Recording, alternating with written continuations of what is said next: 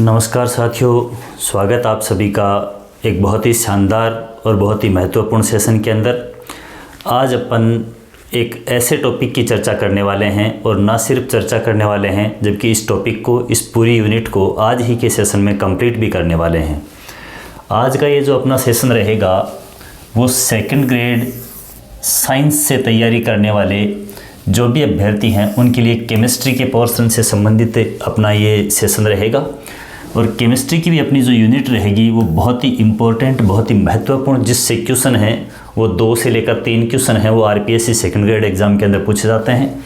Unit अपनी रहने वाली है इलेक्ट्रोकेमिस्ट्री यानी कि विद्युत रसायन।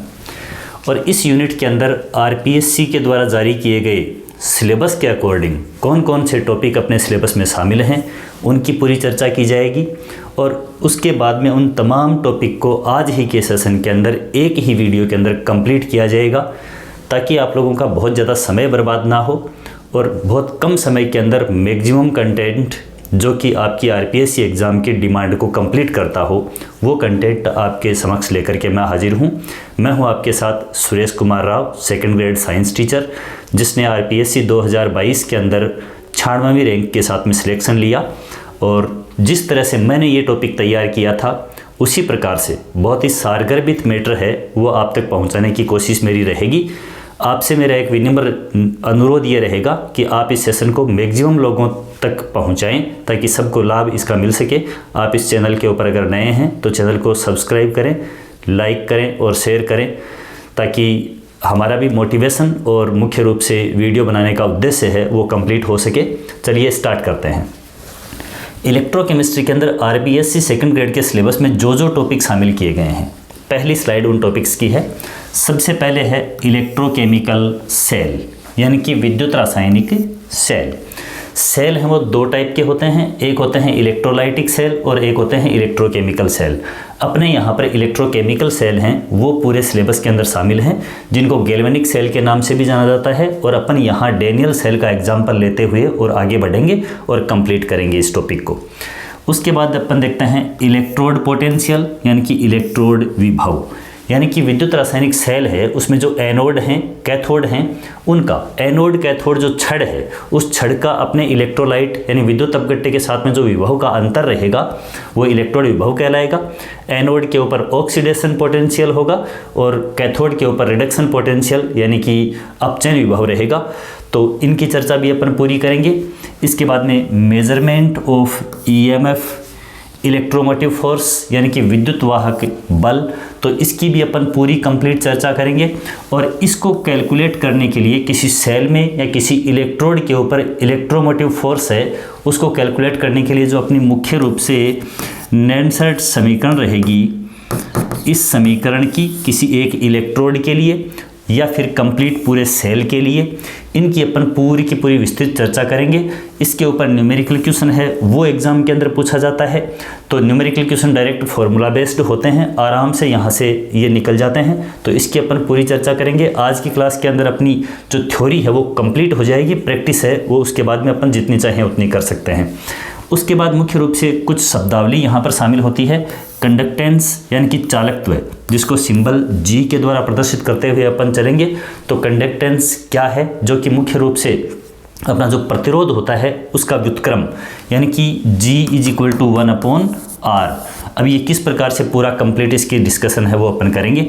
इसके बाद में सेल कांस्टेंट यानी कि सेल स्थिरांक, जिसको G* से डिनोट किया है मैंने, और G* = L/A यानी कि जो इलेक्ट्रोड हैं उनके बीच की दूरी जो है उसको L के द्वारा अपन प्रदर्शित करेंगे। तो उसकी दूरी के समानुपाती और जो इलेक्ट्रोड हैं उनके अनुप्रस्थ काट क्षेत्रफल का व्युत्क्रमानुपाती। तो इस प्रकार से ये सेल स्थिरांक रहता है, इसकी भी अपन पूरी कंप्लीट चर्चा करेंगे।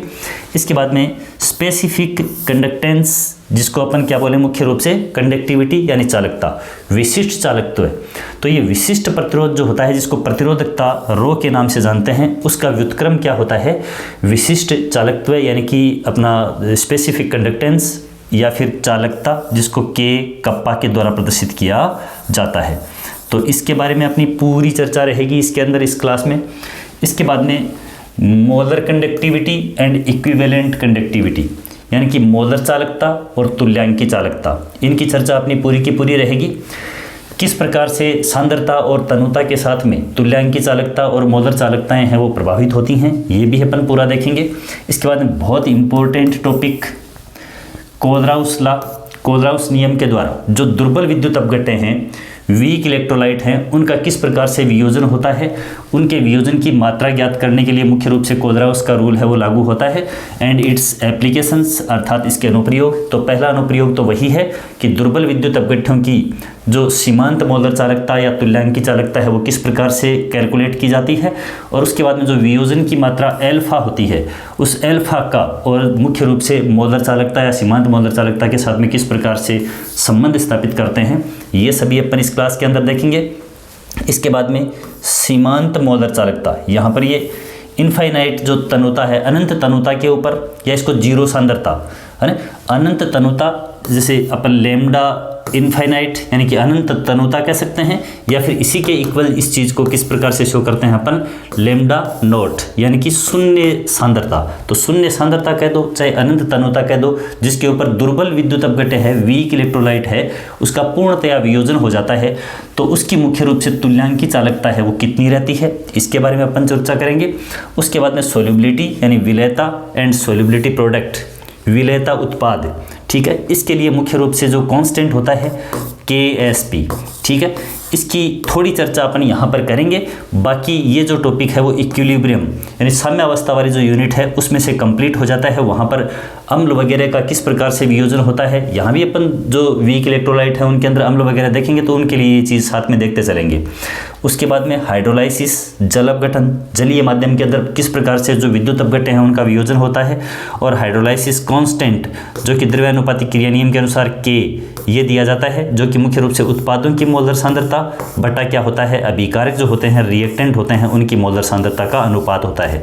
तो इन सभी तमाम टॉपिक की चर्चा अपन इस यूनिट के अंतर्गत ही करेंगे, और मैं आपको इतना विश्वास दिला सकता हूं कि इस यूनिट में से यहाँ जो मैटर आपको करवाया जा रहा है उससे बाहर कुछ भी नहीं जाने वाला है। चाहे आप कोई भी मैटर पढ़ लें, लेकिन यह मैटर एकदम से सफिशिएंट है, और सफिशिएंट ही नहीं, मैं यूँ कहूँ कि मात्र लगभग अपना ये पौने 2 घंटे का सेशन रहने वाला है, और इस वीडियो के अंदर कंप्लीट साइंस के जो स्टूडेंट हैं वो आराम से इतना लंबा वीडियो है वो देख सकते हैं। तो एक ही वीडियो के अंदर और ये कंप्लीट यूनिट है उसकी चर्चा हो जाएगी। चलिए अपन आगे बढ़ते हैं बिना वक्त गवाए। तो देखिएगा, सबसे पहले विद्युत रसायन यानी कि इलेक्ट्रोकेमिस्ट्री है क्या। तो देखो, इलेक्ट्रोकेमिस्ट्री है यानी कोई भी रिएक्शंस हैं वो दो प्रकार से हो सकती हैं। अभिक्रियाएं हैं वो या तो अपने आप स्वतः घटित हो सकती हैं, या फिर अपन बाहर से उसके अंदर कोई भी धारा या फिर कोई एनर्जी है वो फ्लो करते हैं तो हो सकती है, यानी कि अस्वतः, ठीक है। तो स्वतः अपने आप अभिक्रिया कब होगी, जिसके अंदर मुख्य रूप से अपन विद्युत रसायन से यानी कि सेल से रिलेटेड चर्चा कर रहे हैं।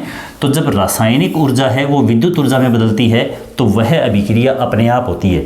अब देखो ये कहाँ होती है, जैसे कि अपन यूँ कहें कि मुख्य रूप से ये अभिक्रिया है वो किसके अंदर हो रही है, जो विद्युत रासायनिक सेल हैं, विद्युत रासायनिक सेल, ठीक है, इलेक्ट्रोकेमिकल सेल, जिनकी चर्चा अपने को यहाँ करनी है।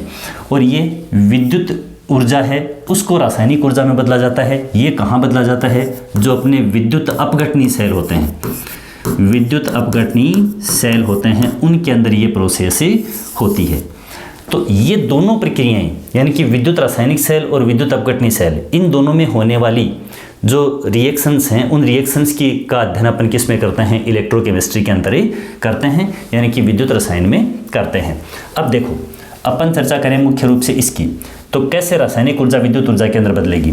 जैसे अपन यूँ कह रहे हैं कि एक तरफ कोई एनोडिक सेल ले रखा है, बाईं साइड में हमेशा कौन सा लिया जाएगा, एनोडिक अर्ध सेल, और दूसरी साइड में कौन सा ले रखा है, कैथोडिक अर्ध सेल ले रखा है, कैथोडिक अर्ध सेल ले रखा है, हाफ सेल। यहाँ कोई इलेक्ट्रोलाइट भरा हुआ है, कोई भी विद्युत अपघट्य भरा हुआ है दोनों के अंदर। अब यहाँ एनोड अपन ने लगा रखा है, यहाँ कैथोड अपन ने लगा रखा है, ठीक है। इधर से अपन ने गैल्वेनोमीटर लगा करके और इसको इसमें प्रवाहित होने वाली धारा वगैरह है वो मापने के लिए वायर लगा रखे हैं।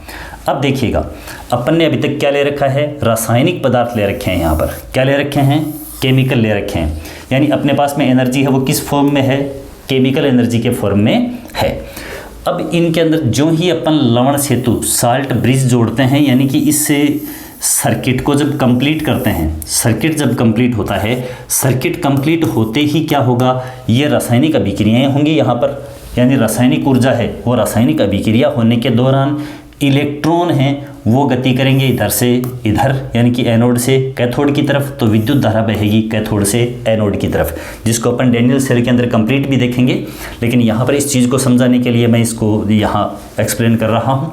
तो देखो क्या हुआ, रासायनिक ऊर्जा अपन ने ले रखी थी, रासायनिक अभिक्रियाएं हुई जब सर्किट कंप्लीट किया तो, और सर्किट कंप्लीट करते ही इसमें क्या हुआ, इलेक्ट्रॉन्स का मूवमेंट हुआ और विद्युत धारा बही। तो देखिए रासायनिक ऊर्जा को किस में कनेक्ट किया, किस में कन्वर्ट किया, विद्युत ऊर्जा के अंदर कन्वर्ट किया, और यह जो प्रक्रिया होती है वो किस में होती है, विद्युत रासायनिक सेल के अंदर होती है, जिसको गैल्वेनिक सेल के नाम से भी जाना जाता है, गैल्वेनिक सेल। ठीक है, और यह है एग्जाम्पल, अगर यहाँ पर अपन जिंक इलेक्ट्रोड Zn और यहाँ पर कॉपर इलेक्ट्रोड Cu और कॉपर सल्फेट और जिंक सल्फेट का सॉल्यूशन लेते हैं, तो ये डैनियल सेल का एग्जाम्पल होता है, ये इसी के अंतर्गत आता है। अब मैं बात करूँ, ये अपने सिलेबस की बात नहीं है, लेकिन फिर भी अपन देखें तो विद्युत अपघटनी सेल है, उसके अंदर मुख्य रूप से क्या होता है, विद्युत अपघटनी सेल के अंदर आपका सबसे पहले क्या करोगे, उसके अंदर एक ही पात्र में, एक ही कंटेनर के अंदर, और जो भी मटेरियल है वो भरा हुआ है, लेकिन पहले इसके ऊपर जो यहाँ पर टोपी वगैरह चढ़ी हुई है, एनोड है पॉजिटिव, यहाँ नीचे वाला सिरा है वो कैथोड है नेगेटिव, इस तरह से सेल बना हुआ है एक ही कंटेनर के अंदर। और ये सेल कौन सा है, विद्युत अपघटनी सेल है, ठीक है, इलेक्ट्रोलाइटिक सेल है, और यह है इलेक्ट्रोकेमिकल सेल।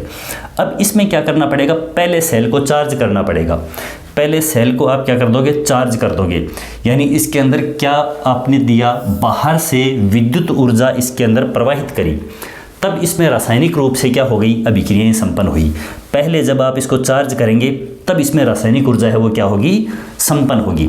उसके बाद जब अपन इससे वापस विद्युत ऊर्जा ले रहे होते हैं, जो अपन अपने डेली रूटीन के अंदर सेल देखते हैं, बैटरी वगैरह के अंदर जोड़ते हैं, अपन घरों में टॉर्च वगैरह में जोड़ते हैं, तो उसके अंदर जो विद्युत अपघटनी और विद्युत रासायनिक सेल है वो देखो दो तरह से वर्क करते हैं। पहले जब अपन इसको चार्ज कर रहे होते हैं, उस समय मतलब अपन इसको क्या दे रहे होते हैं, या पहले से चार्ज किए हुए आते हैं जब अपन सेल खरीद के लाते हैं, तो उसके अंदर चार्ज करते समय विद्युत ऊर्जा दी जाएगी, किसी बाहरी एक्सटर्नल सोर्स के द्वारा दी जाएगी, और उसमें रासायनिक अभिक्रिया होगी। उस समय ये सेल किसकी तरह काम करेगा, विद्युत अपघटनी सेल की तरह कार्य करेगा, और वह अभिक्रिया अपने आप नहीं हो रही है, बाहर से विद्युत ऊर्जा दी जा रही है, यानी बाई फोर्स हो रही है, एक्सटर्नल फोर्स की वजह से हो रही है, यानी अस्वतः हो रही है। यह है विद्युत अपघटनी सेल। जब इस सेल को अपन काम में ले रहे होते हैं, उस समय उसमें रासायनिक अभिक्रिया हो रही होती है और विद्युत ऊर्जा बन रही होती है, उस समय यही सेल किसके रूप में काम कर रहा होता है, विद्युत रासायनिक सेल की तरह काम कर रहा होता है। तो इसमें विद्युत अपघटनी सेल के अंदर, या फिर अपन यूँ कह सकते हैं कि जैसे विद्युत अपघटनी किसी धातु के शुद्धिकरण के अंतर्गत अपन क्रिया करवाते हैं, तो अपन एक ही पात्र में क्या लगाते हैं, एक तरफ एनोड लगाएंगे बाईं साइड में, एक तरफ अपन क्या लगाएंगे, कैथोड लगाएंगे, यहाँ पर विद्युत अपघट्य भरा जाएगा और इनको किसी बैटरी के द्वारा जोड़ दिया जाएगा। इसको देख सकते हैं अपन विद्युत अपघटनी सेल के अंदर। अब अपन बाहरी सोर्स से क्या कर रहे हैं, यहाँ पर V वोल्ट का कोई सोर्स लगा रखा है, तो अपन विद्युत धारा दे रहे हैं इसको, और विद्युत धारा दे रहे हैं तब इसमें अपघटन की अभिक्रिया हो रही है। तो देखिए विद्युत ऊर्जा अपन ने बाहर से दी, तब इसमें रासायनिक अभिक्रिया हुई। ये होता है विद्युत अपघटनी सेल के अंदर। जब अपन विद्युत अपघटन के द्वारा किसी धातु वगैरह का शुद्धिकरण कर रहे होते हैं, तो ये विद्युत अपघटनी सेल का कार्य करता है। चलिए अब देखिएगा विद्युत रासायनिक सेल। तो विद्युत रासायनिक सेल यानी कि इलेक्ट्रोकेमिकल सेल जो अपना फर्स्ट टॉपिक है, तो उसमें क्या होता है, रासायनिक ऊर्जा को विद्युत ऊर्जा में बदला जाता है। यानी अपन दो केमिकल अलग अलग लेंगे और लेकर के उनको वायर के द्वारा कनेक्ट करेंगे। सर्किट जो ही कंप्लीट करेंगे, सर्किट कनेक्ट करते ही वो जो रासायनिक पदार्थ थे वो क्या करेंगे, विद्युत ऊर्जा उत्पन्न करेंगे। ठीक है, तो रासायनिक ऊर्जा को विद्युत ऊर्जा में बदलने वाले सेल हैं वो क्या कहलाते हैं, विद्युत रासायनिक सेल यानी कि इलेक्ट्रोकेमिकल सेल कहलाते हैं। अब मोस्ट ऑफ अपनी ये धारणा बनी हुई होती है कि एनोड पॉजिटिव होता है और कैथोड नेगेटिव होता है। नहीं, ऐसा नहीं है। एनोड पर हमेशा क्या होता है, ऑक्सीडेशन होता है। मेन ये चीज़ ध्यान में रखनी है, ऑक्सीडेशन होता है। और कैथोड पर हमेशा क्या होता है, रिडक्शन होता है। कैथोड पर हमेशा क्या होता है, रिडक्शन। ये चीज़ अपने को ध्यान में रखने वाली है। एनोड पर हमेशा ऑक्सीकरण अभिक्रिया होगी और कैथोड पर हमेशा क्या होगा, अपचयन अभिक्रिया होगी। अब ये विद्युत अपघटनी सेल था। विद्युत अपघटनी सेल के अंदर एनोड है वो पॉजिटिव होता है और कैथोड है वो क्या होता है, नेगेटिव होता है। लेकिन विद्युत रासायनिक सेल के अंदर इसका अपोजिट होता है। विद्युत रासायनिक सेल के अंदर अभिक्रियाएं इसकी अपोजिट चल रही होती हैं, तो इसमें एनोड हमेशा क्या रहता है, नेगेटिव। विद्युत रासायनिक सेल में एनोड क्या होगा, नेगेटिव होगा और कैथोड क्या होगा, पॉजिटिव होगा। ये भी क्यों होंगे, ये अपन विद्युत रासायनिक सेल का एग्जाम्पल डेनियल सेल देखेंगे, गैल्वेनिक सेल का एग्जाम्पल देखेंगे डेनियल सेल, उसके अंदर बाकायदा क्लियर करेंगे कि किस प्रकार से एनोड नेगेटिव और कैसे कैथोड पॉजिटिव। तो विद्युत रासायनिक सेल में रासायनिक ऊर्जा को विद्युत ऊर्जा में बदला जाएगा। एनोड नेगेटिव जिस पर ऑक्सीडेशन होगा, कैथोड पॉजिटिव जिस पर क्या होगा, रिडक्शन होगा। चलिए आगे बढ़ते हैं। देखिएगा क्या होता है विद्युत रासायनिक सेल में, दो कंटेनर होते हैं, दो पात्र होते हैं जिनको अर्ध सेल यानी हाफ सेल के नाम से जाना जाता है। देख रहे हैं आप यहाँ पे, एक कंटेनर ये है, दूसरा ये है। जैसा मैंने पिछली स्लाइड के ऊपर बना करके समझाया, अभी ये कंटेनर हैं। ये एग्जाम्पल लेकर के चला हूँ मैं साथ में विद्युत रासायनिक सेल का, डेनियल सेल या गैल्वेनिक सेल के नाम से भी जाना जाता है विद्युत रासायनिक सेल को। लेफ्ट साइड में हमेशा ध्यान रखें, लेफ्ट साइड में एनोड दर्शाया जाता है और राइट साइड में क्या दर्शाया जाता है, कैथोड दर्शाया जाता है। ये एनोडिक हाफ सेल, एनोडिक अर्ध सेल और ये कैथोडिक अर्ध सेल। एनोड पर हमेशा ऑक्सीकरण होगा, कैथोड पर हमेशा अपचयन होगा। डेनियल सेल के एग्जाम्पल में एनोड के रूप में यहाँ पर जिंक की छड़ है, जेडन छड़ है, और यहाँ पर कैथोड के रूप में किसकी छड़ है, कॉपर की छड़ है, कॉपर रोड है। इनको इन्हीं के विद्युत अपघटनी विलयन यानी सॉल्यूशन के अंदर डुबोया हुआ है, यानी ये कॉपर सल्फेट का सॉल्यूशन जो कि 1 मोलर कंसंट्रेशन का है, 1 मोलर सांद्रता वाला, और यहाँ पर कॉपर के इलेक्ट्रोड को यानी कैथोड को कॉपर के ही कॉपर सल्फेट के विलयन के अंदर यानी कि कॉपर के लवण का विद्युत अपघट्य यहाँ पर लिया गया है, और ये भी 1 मोलर कंसंट्रेशन यानी 1 मोल प्रति लीटर सांद्रता वाला यहाँ पर सॉल्यूशन अपन ने ले रखा है। तो देखिए दो पात्र हैं, अर्ध सेल हैं, तार के द्वारा इसको कनेक्ट कर दिया, यहाँ पर गैल्वेनोमीटर लगा दिया जो कि धारा का माप बताएगा। अब सर्किट को पूरा करने के लिए इधर से देखो एक ये वायर आ गया, दूसरा सर्किट कंप्लीट करने के लिए यहाँ पर क्या जोड़ा गया है, लवण सेतु इनमें उपस्थित होता है, साल्ट ब्रिज उपस्थित होता है। जबकि विद्युत अपघटनी सेल के अंदर एक ही कंटेनर में, विद्युत अपघटनी के अंदर ऐसा था, ये एक पात्र, इसके अंदर विद्युत अपघट्य भरा हुआ, इधर अपन ने इसी पात्र में एनोड डिप कर दिया और इसी पात्र में क्या कर दिया, कैथोड डिप कर दिया, और यहाँ पर अपन ने इसके ऊपर क्या जोड़ दिया, कोई V वोल्ट का सोर्स जोड़ दिया। ऐसा किया था। तो एक ही पात्र में दोनों छड़ें थी, एनोड और कैथोड विद्युत अपघटनी में। तो यहाँ पर तो साल्ट ब्रिज लगाने की आवश्यकता ही नहीं है क्योंकि दोनों के दोनों इस साल्ट के द्वारा ही जुड़े हुए हैं। लेकिन यहाँ दो साल्ट अलग अलग दो कंटेनर में हैं, तो इनको जोड़ने के लिए अपन ने यहाँ पर क्या लगाया, लवण सेतु यानी कि साल्ट ब्रिज लगाया। ठीक है, तो यहाँ साल्ट ब्रिज की आवश्यकता होती है किसमें, विद्युत रासायनिक सेल में। एनोडिक अर्ध सेल में क्या होता है, एनोडिक अर्ध सेल के अंदर जो ये सॉल्यूशन है ZnSO4 यानी विद्युत अपघट्य है, उसकी सांद्रता समय के साथ साथ बढ़ती है। क्यों बढ़ती है देखेंगे अभी। और कैथोडिक विलयन है यानी यहाँ पर कॉपर सल्फेट वाला सॉल्यूशन है, इसके अंदर जो आयनों की कंसंट्रेशन है वो क्या होती है, घटती है। तो ये चीज़ पूछी जा सकती है, एनोडिक अर्ध सेल के अंदर कंसंट्रेशन है वो बढ़ेगी जबकि कैथोडिक अर्ध सेल में कंसंट्रेशन घटेगी। विद्युत अपघटनी सेल के अंदर क्या होता है, एनोड और कैथोड दोनों पर ही कंसंट्रेशन घटती ही है। कैसे घटती है, सपोज दैट यहाँ पर कॉपर सल्फेट का सॉल्यूशन था, तो यहाँ SO4-2 आयन बनेंगे वो एनोड पर चले जाएंगे और Cu+2 आयन बनेंगे वो कैथोड पर चले जाएंगे। तो दोनों के दोनों आयन ही विपरीत आवेशित इलेक्ट्रोडों के ऊपर जा रहे हैं, यानी कि इसमें से साल्ट है वो कहाँ जा करके इकट्ठा हो रहा है, एनोड कैथोड पर इकट्ठा हो रहा है।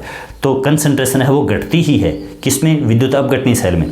लेकिन विद्युत रासायनिक की बात करें तो क्या होता है यहाँ पर कि एनोडिक अर्ध सेल के ऊपर जब अभिक्रिया होती है तो अभिक्रिया के दौरान Zn2+ आयन हैं वो इस छड़ को छोड़ करके कहाँ आते हैं, सॉल्यूशन में आते हैं। छड़ को छोड़कर कहाँ आते हैं, सॉल्यूशन के अंदर आते हैं। तो सॉल्यूशन में जिंक जो आयन है Zn2+ आयन, उनकी सांद्रता क्या होती है, बढ़ती जाती है। और इलेक्ट्रॉन जो हैं इलेक्ट्रॉन इस छड़ पर जो ज़्यादा होते जाएंगे, कैसे होते जाएंगे, एनोड के ऊपर जो अभिक्रिया होगी, अर्ध अभिक्रिया, वो ये होगी कि Zn जिंक जो है ये मुख्य रूप से किसके अंदर बदलेगा, Zn2+ में बदलेगा, ठीक है। और ये विलीन में, ये जो पहले सॉलिड छड़ थी, ये सॉलिड स्टेट वाली छड़ है, वो Zn2+ में बदलेगी और विलीन में आएगा जिंक +2 आयन, और साथ में क्या बनेंगे, 2 इलेक्ट्रॉन बनेंगे। ये एनोडिक अर्ध सेल के ऊपर होने वाली अभिक्रिया है, यानी एनोडिक अर्ध अभिक्रिया है या ऑक्सीकरण अर्ध अभिक्रिया है। अब ये जो इलेक्ट्रॉन बने, ये इलेक्ट्रॉन क्या होंगे, इलेक्ट्रॉन यहाँ से इस वायर में से होते हुए इधर गति करेंगे, एनोड से कैथोड की तरफ ही जाएंगे।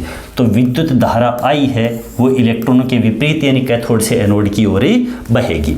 तो क्लियर है कि किस प्रकार से एनोडिक अर्ध सेल के अंदर सॉल्यूशन की सांद्रता बढ़ती है, क्योंकि जिंक आयन है वो सॉल्यूशन के अंदर आते हैं। यहाँ क्या होता है, यहाँ कॉपर सल्फेट सॉल्यूशन भरा हुआ है, क्या भरा हुआ है, copper sulphate solution. Copper sulphate का वियोजन इस प्रकार से होगा Cu2+ + SO4- या 2-। अब चूंकि इधर से इलेक्ट्रॉन आए, इलेक्ट्रॉन आने के कारण और इसके ऊपर क्या आ गए, ये कॉपर +2 आयन है वो जा करके इकट्ठे होना शुरू हो जाएंगे। तो कॉपर +2 आयन किसके ऊपर जमा हो रहे हैं, कैथोड के ऊपर जमा हो रहे हैं। आवेश कैसा है, धनावेश है, इसलिए कैथोड यहाँ पर कैसा होता है, धनावेशित होता है। कैथोड कैसा होता है, धनावेशित। और यहाँ एनोड, एनोड के ऊपर देखो क्या हुआ, जिंक आयन, जिंक जो धातु था उसके जिंक आयन तो आ गए सॉल्यूशन में, और इस पर क्या बचे, इलेक्ट्रॉनों की अधिकता हो गई। इलेक्ट्रॉनों की अधिकता हुई तो एनोड क्या हो गया, नेगेटिव। तो मैं समझता हूँ बहुत अच्छी तरह से ये बात क्लियर हो गई होगी कि विद्युत रासायनिक सेल में एनोड नेगेटिव क्यों होता है, क्योंकि एनोड पर ऑक्सीडेशन होगा, ऑक्सीडेशन से इलेक्ट्रॉन फ्री होंगे और जो आयन है वो सॉल्यूशन में आ जाएंगे। ये जो इलेक्ट्रॉन फ्री होंगे इनकी वजह से यहाँ पर क्या रहेगा, नेगेटिव चार्ज रहेगा। क्योंकि इलेक्ट्रॉन डेंसिटी ज़्यादा है तो ये इलेक्ट्रॉन किधर जाएंगे, कैथोड की तरफ जाएंगे। अब कैथोड पर ये कॉपर +2 आयन है वो इकट्ठे होंगे तो कैथोड के ऊपर चार्ज कैसा आ जाएगा, पॉजिटिव आ जाएगा। तो ये अभिक्रिया इसके अंदर होगी। अब चूंकि जब इलेक्ट्रॉन यहाँ जा रहे हैं और कॉपर +2 आयन है तो कैथोड पर कौन सी रिएक्शन होगी, कॉपर 2+ या +2 कह सकते हैं, जो कि जलीय विलयन के अंदर थे। ये इन्हीं 2 इलेक्ट्रॉनों को जो एनोड की तरफ से आए, इन 2 इलेक्ट्रॉनों को ग्रहण करके और किसके अंदर, Cu में, सॉलिड स्टेट के अंदर इसके ऊपर इकट्ठा हो जाएंगे, अर्थात निक्षेपित हो जाएंगे यहाँ पर। तो ये अभिक्रिया कहाँ होगी, कैथोड पर होगी। क्योंकि यहाँ इलेक्ट्रॉन ग्रहण किए जा रहे हैं तो ये रिडक्शन रिएक्शन है, यानी कि अपचयन है, और यहाँ इलेक्ट्रॉन त्यागे जा रहे हैं तो ये ऑक्सीडेशन रिएक्शन है। समझ गए अच्छी तरह से कि एनोड के ऊपर ऑक्सीडेशन, इलेक्ट्रॉन की डेंसिटी बढ़ गई तो नेगेटिव चार्ज, कैथोड के ऊपर रिडक्शन रिएक्शन और कॉपर +2 आयन जाकर के उदासीन हुए तो ये क्या चार्ज होगा, यहाँ पर पॉजिटिव चार्ज रहेगा। तो ये बात होती है अपनी डेनियल सेल की मुख्य रूप से। अब डेनियल सेल का यहाँ पर जो विभव ज्ञात करते हैं, सेल विभव, ई सेल, डेनियल सेल का जो अपन नोट करेंगे वोल्ट मीटर की सहायता से, वो आता है 1.10 वोल्ट। कितना आता है, 1.10 वोल्ट, जो कि सैद्धांतिक मान है। सैद्धांतिक मतलब वोल्ट मीटर के द्वारा अपन देखेंगे ये वैल्यू कितनी आएगी, 1.10 वोल्ट या 1.1 वोल्ट आएगी। अब यदि 1.1 वोल्ट विभव हो गया और ऐसे में दोनों कंटेनर हैं तो फिर इसके अंदर अगर सम में स्थापित हो जाता है तो सम में स्थापित होने पर इसके अंदर कोई भी अभिक्रिया, परिणामी कोई अभिक्रिया नहीं होगी। तो यहाँ पर अलग अलग 3 कंडीशन दी हुई हैं। इन तीनों कंडीशंस को देखो मैं समझाता हूँ किस प्रकार से अपन तीनों कंडीशन के अंदर देख पाएंगे।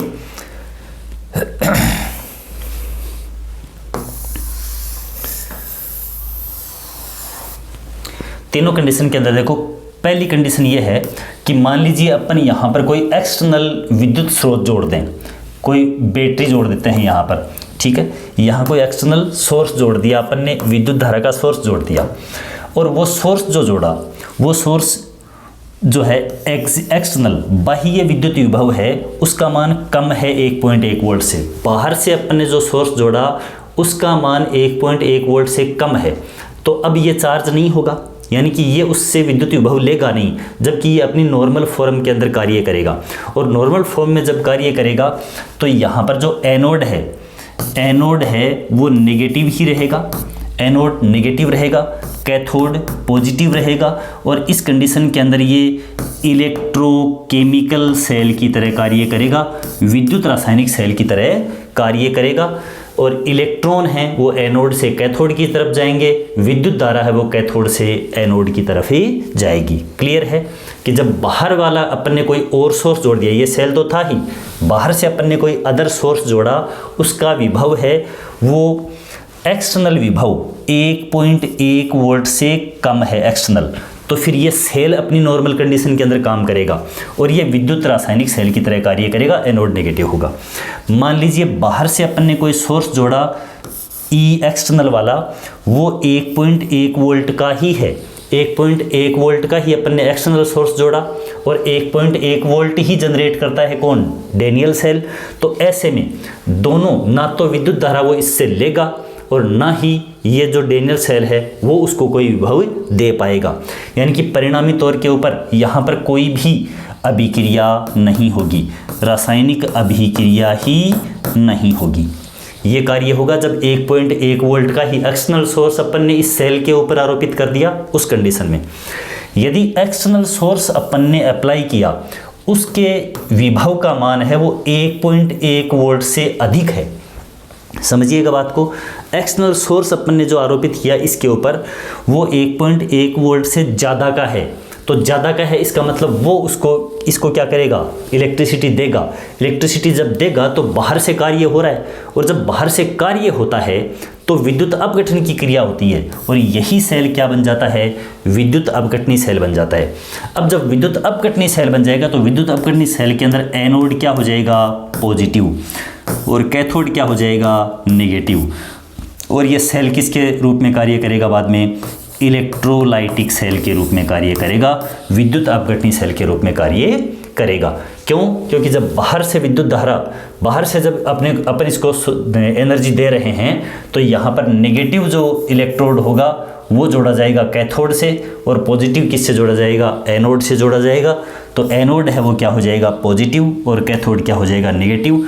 और विद्युत धारा जो है, यहाँ विद्युत धारा है वो बाद में इसकी अपोजिट, यानी कि इलेक्ट्रॉन है वो मुख्य रूप से कैथोड से एनोड की तरफ, और विद्युत धारा है वो एनोड से कैथोड की तरफ बहना स्टार्ट हो जाएगी, यानी कि ये क्या बन जाएगा, विद्युत अपघटनी सेल बन जाएगा।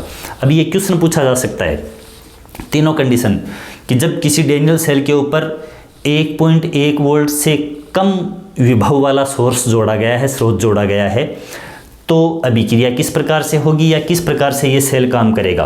तो जब 1.1 वोल्ट से कम वाला जोड़ा गया तो इफेक्टिव कौन है, अपना डैनियल सेल है वो ज़्यादा इफेक्टिव है, तो ये अपनी नॉर्मल वर्किंग करेगा, जिस तरह से मैंने इसकी मैकेनिज्म आपको समझाई। जब बराबर होगा तो कोई परिणामी रिएक्शन नहीं होगी, लेकिन यदि 1.1 वोल्ट से ज़्यादा विभव वाला सोर्स अपन ने जोड़ दिया तो अब क्या हो जाएगा, रिएक्शन रिवर्स हो जाएंगी। बस इतना ही ध्यान देना है, रिवर्स हो जाएंगी, यानी यही सेल विद्युत रासायनिक सेल नहीं रहकर विद्युत अपघटनी सेल बन जाएगा। और एनोड कैथोड हैं वो भी अपोजिट हो जाएंगे, उनके जो सिंबल हैं वो क्या हो जाएंगे, अपोजिट हो जाएंगे। तो इस प्रकार की ये मैकेनिज्म है वो यहाँ पर रहने वाली है डैनियल सेल की। चलिए आगे बात करते हैं।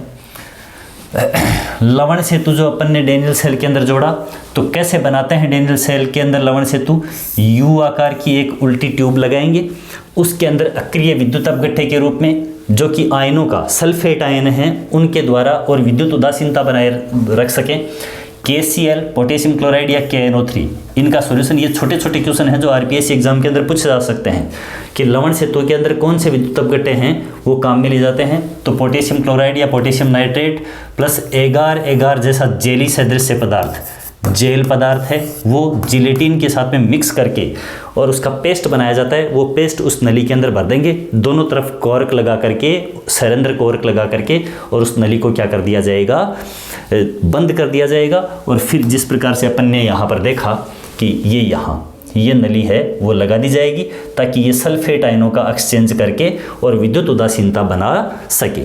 चलिए देखो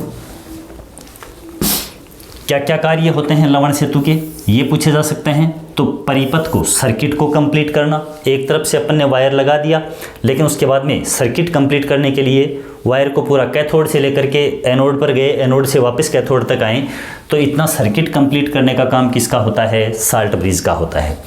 फिर विपरीत आवेश प्रवाह के द्वारा, जैसे एनोड के ऊपर अपन ने देखा सॉल्यूशन के अंदर जिंक प्लस आयन आ रहे हैं, और कैथोड के ऊपर यहाँ पर देखिएगा एनोड के ऊपर जिंक प्लस आयन यहाँ सॉल्यूशन में आए, कॉपर सल्फेट से के कॉपर आयन यहाँ चले गए, तो इसमें सल्फेट की अधिकता हो गई, यहाँ पर जिंक आयनों की अधिकता हो गई, तो सल्फेट आयन इधर चले जाएंगे और सल्फेट आयन इधर जाएंगे, तो यहाँ अंदर कॉपर सल्फेट बनता जाएगा और विलयन में सांद्रता है वो बढ़ती जाएगी। इसीलिए एनोड के ऊपर सांद्रता है वो बढ़ती है और कैथोड में कंसंट्रेशन, क्योंकि कॉपर +2 आयन तो यहाँ चले जाते हैं कैथोड पर, और सल्फेट आयन है वो साल्ट ब्रिज से होते हुए कहाँ आ जाते हैं? जिंक आयनों से आकर के रिएक्शन करके जिंक सल्फेट बना लेते हैं, यहाँ पर कंसंट्रेशन बढ़ती जाती है। तो यह काम इन आयनों के साथ में कनेक्टिविटी और विद्युत उदासीनता बनाए रखने का कार्य भी किसका है? लवण सेतु का है, साल्ट ब्रिज का है। तो ये कार्य हो गए सर्किट कंप्लीट करना, और विपरीत आवेश प्रवाह द्वारा विलीनों की उदासीनता बनाए रखने का कार्य किसका है? साल्ट ब्रिज का है। इसके बाद में किसी भी सेल को, जैसे अपन ने अभी डेनियल सेल का एक डायग्राम बनाया, ये डायग्राम नहीं बना करके इसको अगर केमिकल फॉर्म में अरेंज किया जाए, लिखा जाए, व्यवस्थित किया जाए, तो किस प्रकार से इसको व्यवस्थित किया जाएगा? तो हमेशा एनोड पर होने वाली जो रिएक्शंस हैं, यानी एनोड जो है उसको लेफ्ट साइड में यानी कि पहले दर्शाया जाएगा, और एनोड के ऊपर भी जो रिएक्शन दर्शाई जाएगी उस रिएक्शन के अंदर एनोड पे हमेशा ऑक्सीकरण होता है, तो धातु का ऑक्सीकरण होगा, उस धातु को पहले लिखेंगे, फिर एक खड़ी लाइन लगाएंगे और खड़ी लाइन लगा करके फिर लिखेंगे धातु धनायन को। जैसे देखो डेनियल सेल के अंदर अपन ने देखा, डेनियल सेल में एनोड पर रिएक्शन होती है, Zn जो सॉलिड स्टेट में होता है यह बदलता है Zn2+ में, जो कि एक्वेटिक सॉल्यूशन के अंदर चला जाता है, +2 इलेक्ट्रॉन निकलते हैं। तो यहाँ देखो ये धातु है, उसको पहले लिखा, फिर एक खड़ी लाइन लगाई, और फिर यहाँ पर Zn2+ था, Zn2+ की फॉर्म भी यहाँ ये सॉलिड था तो छोटे ब्रैकेट में सॉलिड लिखा, ये एक्वेटिक सॉल्यूशन था तो AQ लिखा, और इसकी कंसंट्रेशन भी छोटे ब्रैकेट में। सांद्रता जो है देखो भौतिक अवस्था तथा सांद्रता है, भौतिक अवस्था और सांद्रता किस में लिखते हैं? छोटे ब्रैकेट में लिखते हैं। तो भौतिक अवस्था सॉलिड के लिए S लिख दिया, जलीय विलयन के लिए AQ लिख दिया, और 1 मोलर कंसंट्रेशन हो गई। ठीक है, ये पूरा पार्ट किसका हो गया? एनोड पर होने वाली रिएक्शन का हो गया, यानी एनोडिक अर्ध सेल का हो गया। तो लेफ्ट साइड में ये कार्य एनोड, एनोड में भी धातु, धातु पहले धनायन बाद में, फिर राइट साइड में, तो ये देखो ये राइट साइड में, ठीक है, ये यहाँ पर दो जो लाइनें खड़ी हैं वो साल्ट ब्रिज को दर्शाती हैं, लवण सेतु को प्रदर्शित करती हैं। देखो एनोड और कैथोड, एनोड लेफ्ट साइड में, कैथोड राइट साइड में, बीच में दो खड़ी लाइनें जो साल्ट ब्रिज को यानी लवण सेतु को प्रदर्शित करती हैं। अब यहाँ पर देखो कैथोड के ऊपर धनायन पहले और बाद में धातु बाद में। अब देखो यहाँ सीधी सीधी बात समझने वाली यही है कि रिएक्टेंट पहले और प्रोडक्ट बाद में, यूँ कह सकते हैं अपन ऑक्सीडेशन रिडक्शन के पदों में। और एनोड की रिएक्शन पहले और कैथोड की रिएक्शन बाद में, दोनों के बीच में क्या लगा दिया? साल्ट ब्रिज लगा दिया, मतलब कि दो खड़ी लाइनें लगा दी। एनोड पर जो रिएक्शन हुई ये धातु से धनायन बना, उसके बीच में एक खड़ी लाइन। यहाँ कैथोड के ऊपर होता क्या है? अपचयन, तो जो धातु धनायन है उससे धातु बन गया, बीच में एक ही खड़ी लाइन। तो ये जो है ये डेनियल सेल का रिप्रेजेंटेशन है, मतलब गैल्वेनिक सेल का प्रदर्शन है। यहाँ पर ये एग्जाम्पल के रूप में ऐसे लिखा जाएगा। तो क्लियर है, लेफ्ट साइड में एनोड जिसमें धातु पहले धनायन बाद में एक खड़ी लाइन, राइट साइड में कैथोड धनायन पहले धातु बाद में, भौतिक अवस्थाएं छोटे कोष्टक के अंदर, सांद्रताएं हैं वो छोटे कोष्टक में लिखी जाएंगी। और दोनों एनोड और कैथोड जो हैं, लेफ्ट साइड में एनोड राइट साइड में कैथोड, उन दोनों के बीच में कैथोड एनोड के बीच में डबल लाइन है, वो खड़ी ऊर्ध्वाधर लाइनें खींची जाएंगी। ठीक है, तो इस तरह से गैल्वेनिक सेल का प्रदर्शन हो जाएगा। अब बात करते हैं आगे अपन, तो इलेक्ट्रोड विभव, इलेक्ट्रोड पोटेंशियल। देखो क्या होता है, कोई भी सेल, जैसे अपन ने यहाँ पर ये डेनियल सेल बना रखा था, ये दो कंटेनर रखे हुए थे, यहाँ साल्ट ब्रिज लगा हुआ था, यहाँ एनोड, यहाँ पर कैथोड, और इनको अपन ने वायर के द्वारा यूँ यहाँ पर गैल्वेनोमीटर जोड़ करके और यूँ कनेक्ट किया हुआ था। यहाँ धातु के ऊपर यानी कि इस छड़ के ऊपर कुछ न कुछ चार्ज आएगा और सॉल्यूशन के अंदर भी कुछ चार्ज आएगा। इन आवेशों की भिन्नता के कारण धातु की छड़ यानी कि इलेक्ट्रोड और इस विलयन, विद्युत अपघट्य के विलयन, इसके बीच में कुछ विभव का अंतर, विभवांतर स्थापित होगा, उत्पन्न होगा, उस विभवांतर को ही क्या बोलते हैं, इलेक्ट्रोड विभव के नाम से जाना जाता है।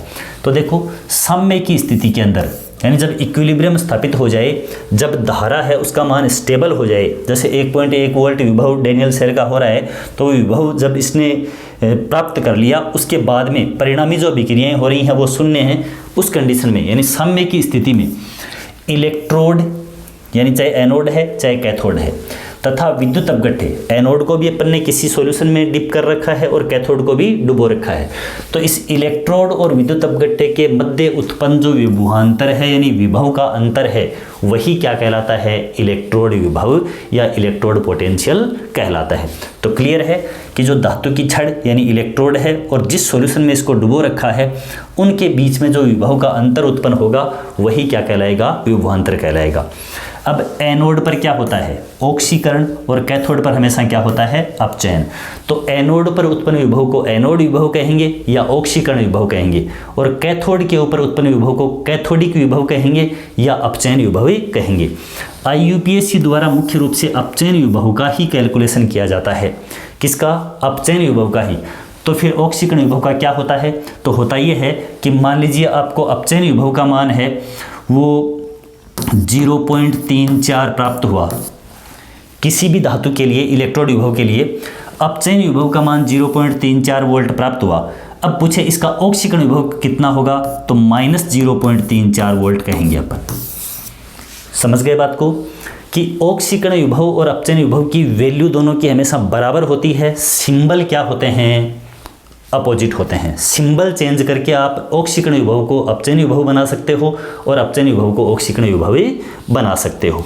ठीक है, तो मुख्य रूप से जो प्रचलन में है वो कौन सा है, रिडक्शन विभव है, इसी को इलेक्ट्रोड विभव के रूप में माना जाता है।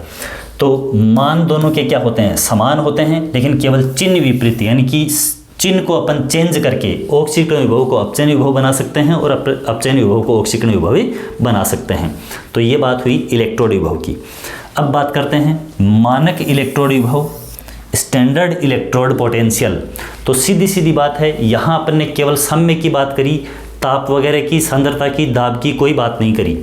अपन अगर कंडीशंस को क्या कर दें, आइडियल कर दें, मानक कर दें, तो 298 केल्विन ताप, 1 मोलर सांद्रता, 1 मोलर सांद्रता, ये तो है लिक्विड सॉल्यूशन के लिए। और यदि गैसियस सॉल्यूशन हो तो उसमें प्रेशर काउंट किया जाएगा, और प्रेशर कितना होना चाहिए, 1 वायुमंडलीय होना चाहिए, 1 एटमॉस्फेयर होना चाहिए। तो कहने का मतलब 298 केल्विन ताप और 1 मोलर कंसंट्रेशन और 1 एटमॉस्फेयर प्रेशर पर जो इलेक्ट्रोड विभव होता है वही क्या कहलाता है, मानक इलेक्ट्रोड विभव कहलाता है। तो क्लियर है, कोई दिक्कत नहीं है, कंडीशन को अपन क्या कर देंगे, अप्लाई कर देंगे, तो वो मानक इलेक्ट्रोड विभव बन जाएगा। अब देखिएगा, जो मानक इलेक्ट्रोड विभव हो कैसे कैलकुलेट करेंगे, तो हाइड्रोजन के इलेक्ट्रोड विभव को आइडियल मानते हुए, निरपेक्ष विभव मानते हुए और अपन कैलकुलेट करते हैं। तो सबसे पहले मानक हाइड्रोजन इलेक्ट्रोड क्या होता है, SHE, स्टैंडर्ड हाइड्रोजन इलेक्ट्रोड, या इसको नेचुरल हाइड्रोजन इलेक्ट्रोड भी कहा जा सकता है, सामान्य हाइड्रोजन इलेक्ट्रोड भी कहा जा सकता है।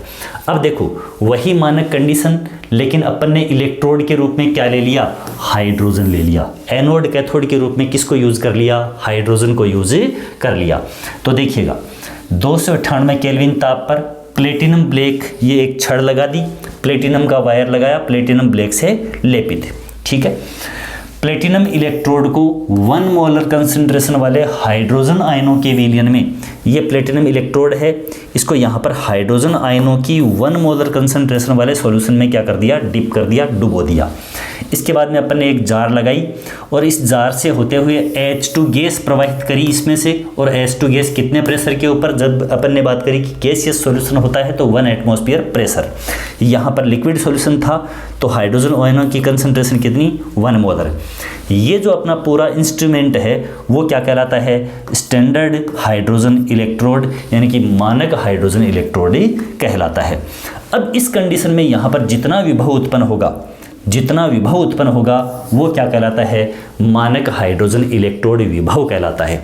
ठीक है, तो मानक हाइड्रोजन इलेक्ट्रोड क्या है? 298 केल्विन ताप, 1 मोलर कंसंट्रेशन वाले हाइड्रोजन आयन का सॉल्यूशन, 1 एटमॉस्फेयर प्रेशर वाली गैस, इनको जब प्रवाहित किया जाएगा तो उत्पन्न, तो ये इंस्ट्रूमेंट है वो तो स्टैंडर्ड हाइड्रोजन इलेक्ट्रोड कहलाएगा और इसका विभव है वो हाइड्रोजन इलेक्ट्रोड विभव कहलाएगा, जो कितना होता है? 0 होता है।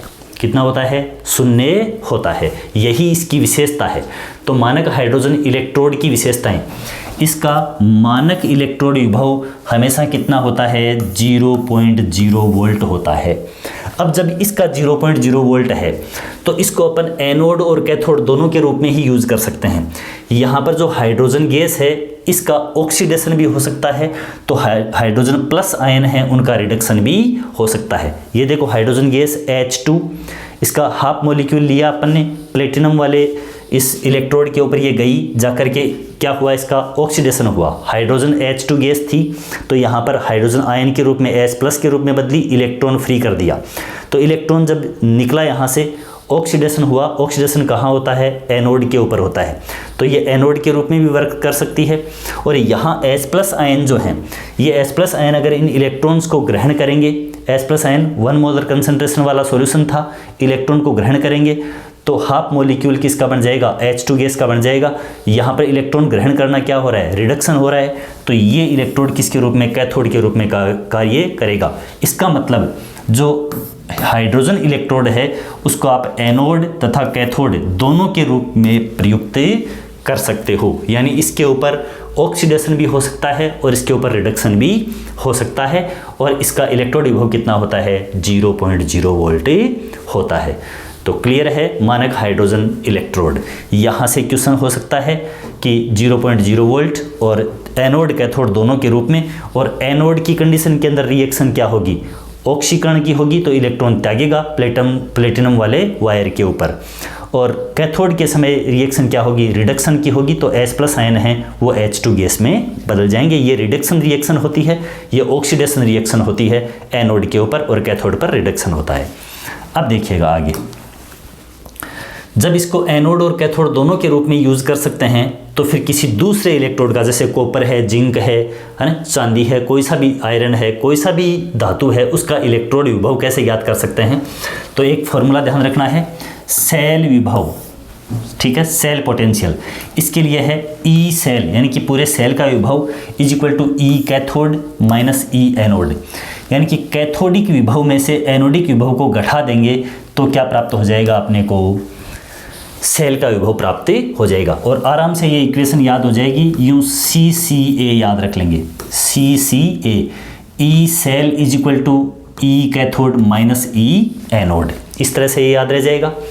अब ये कंडीशन है वो कब है? जब अपन ने कोई सिचुएशंस हैं उनको फिक्स नहीं किया है, लेकिन वही मानक परिस्थितियों में, यानी कि 298 केल्विन ताप, 1 मोलर कंसंट्रेशन लिक्विड सॉल्यूशन के लिए, या फिर 1 एटमॉस्फेयर प्रेशर गैसियस सॉल्यूशन के लिए, तो मानक परिस्थितियों में ये सेल विभव है वो मानक सेल विभव कहलाएगा, जिसको दर्शाएंगे अपन ई सेल नोट के द्वारा।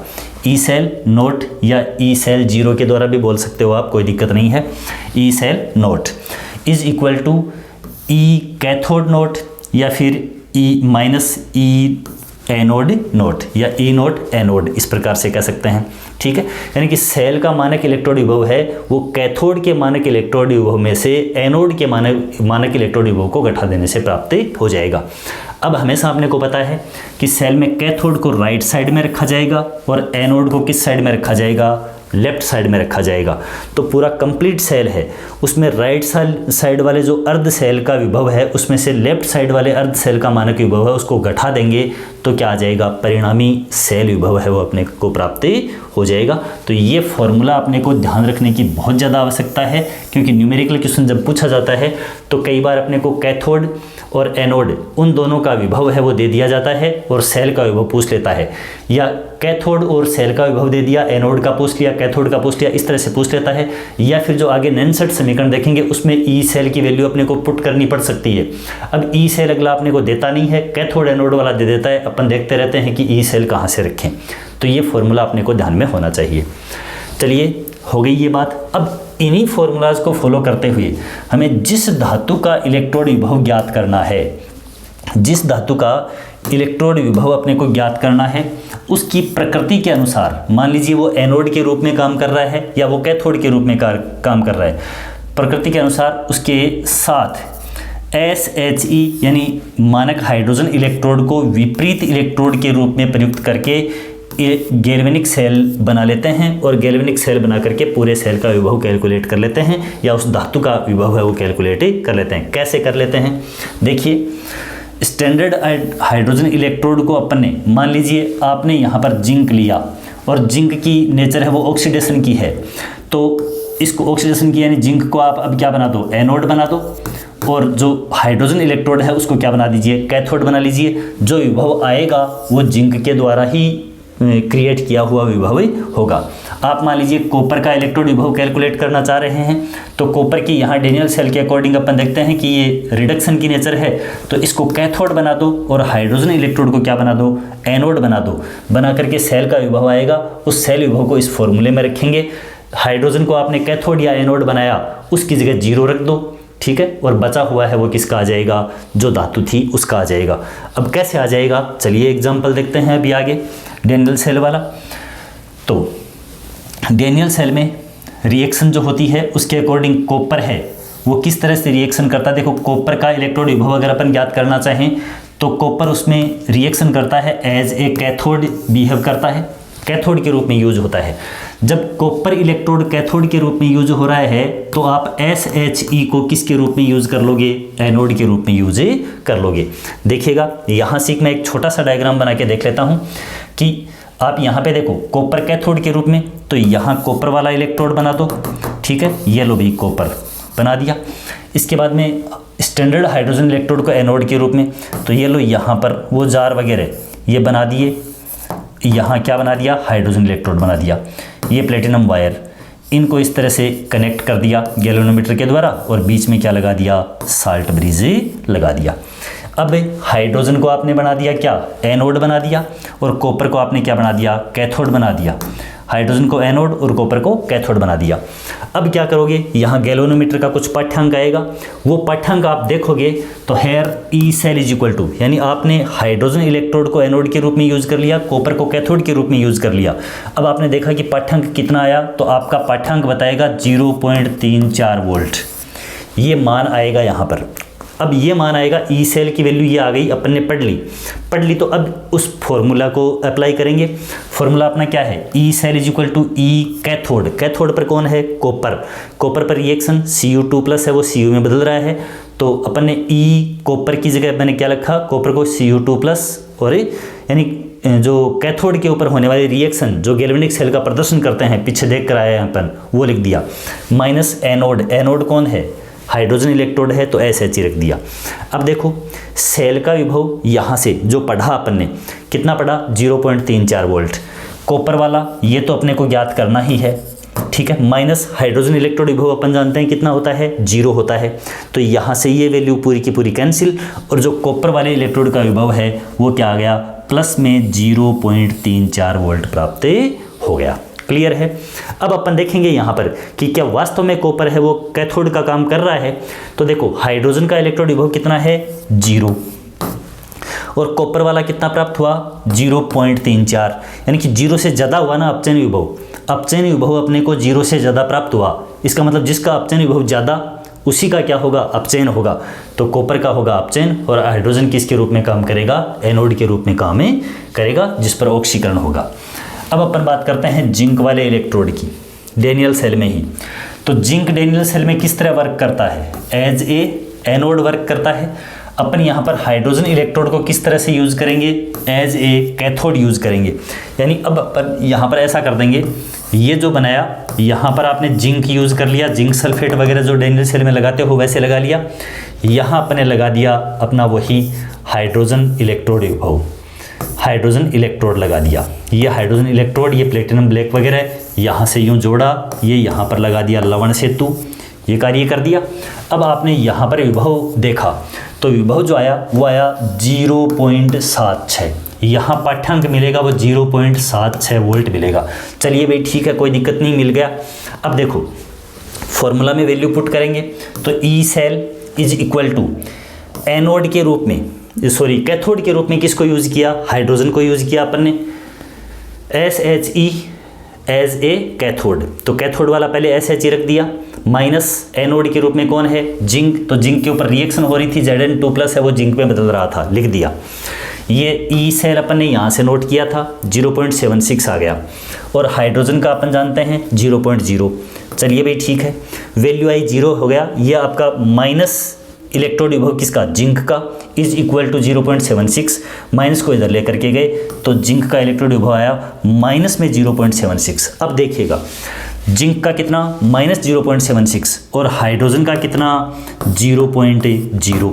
बताओ इससे कम है कि नहीं है, 0.0 से ये वैल्यू कम है।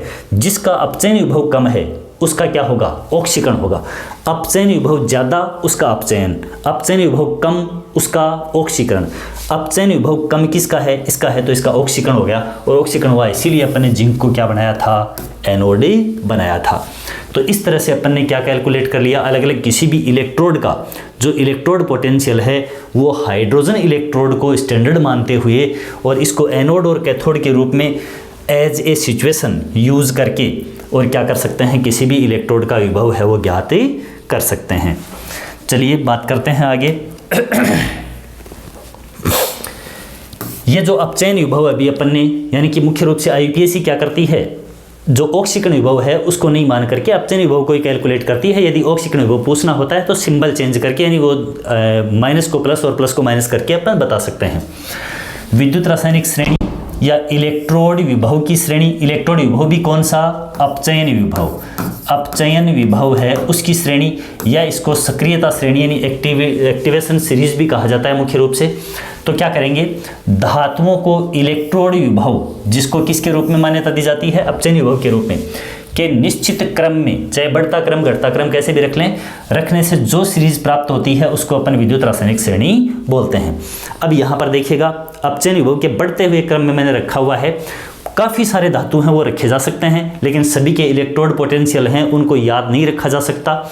अगला न्यूमेरिकल क्वेश्चन पूछता है तो इलेक्ट्रोड पोटेंशियल अपने को देता है। लिथियम के लिए जो वैल्यू है, लिथियम जिंक, लाइट चली गई है तो कंटिन्यू रहेगा वीडियो, कोई दिक्कत नहीं है, मात्र 2-4 सेकंड के अंदर ही स्टार्ट हो जाएगा, कंटिन्यू बने रहें। हाँ, तो अपनी चर्चा हो रही थी विद्युत रासायनिक श्रेणी के बारे में, जिसमें इलेक्ट्रोड विभव के बढ़ते हुए या घटते हुए क्रम के अंदर जब अपन विभिन्न धातुओं को अरेंज करेंगे तो अरेंज करने के बाद जो सीरीज अपने को प्राप्त होगी वो क्या कहलाएगी, इलेक्ट्रोकेमिकल सीरीज यानी विद्युत रासायनिक श्रेणी कहलाएगी। अब देखिएगा इसमें लिथियम का जो मानक इलेक्ट्रोड विभव होता है, अपचयन विभव की बात करें तो वो सबसे कम होता है, सबसे कम मानक अपचयन विभव लिथियम का। एक चीज़ तो ये कुछ डाटाज हैं जो अपने को याद रखने हैं। लिथियम का सबसे कम मानक अपचयन विभव -3.05 वोल्ट, -3.05 वोल्ट। जिंक का जो मानक अपचयन विभव है वो इससे थोड़ा ज़्यादा और माइनस में 0.76 वोल्ट। तो -3.05 से ये ज़्यादा हो गया -0.76। फिर इससे ज़्यादा अपचयन विभव का मान हाइड्रोजन के लिए 0.0 वोल्ट। फिर इससे ज़्यादा कॉपर के लिए 0.34 वोल्ट, प्लस में आ गया अपचयन विभव।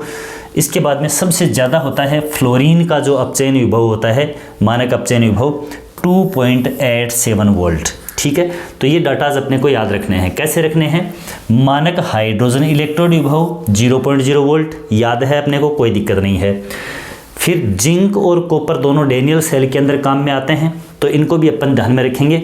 कॉपर के लिए 0.34, जिंक के लिए -0.76। अब यहाँ पर ही देखो प्रूव हो रहा है इस सीरीज से ही कि जिंक के लिए अपचयन विभव का मान कम है और कॉपर के लिए अपचयन विभव का मान ज़्यादा है।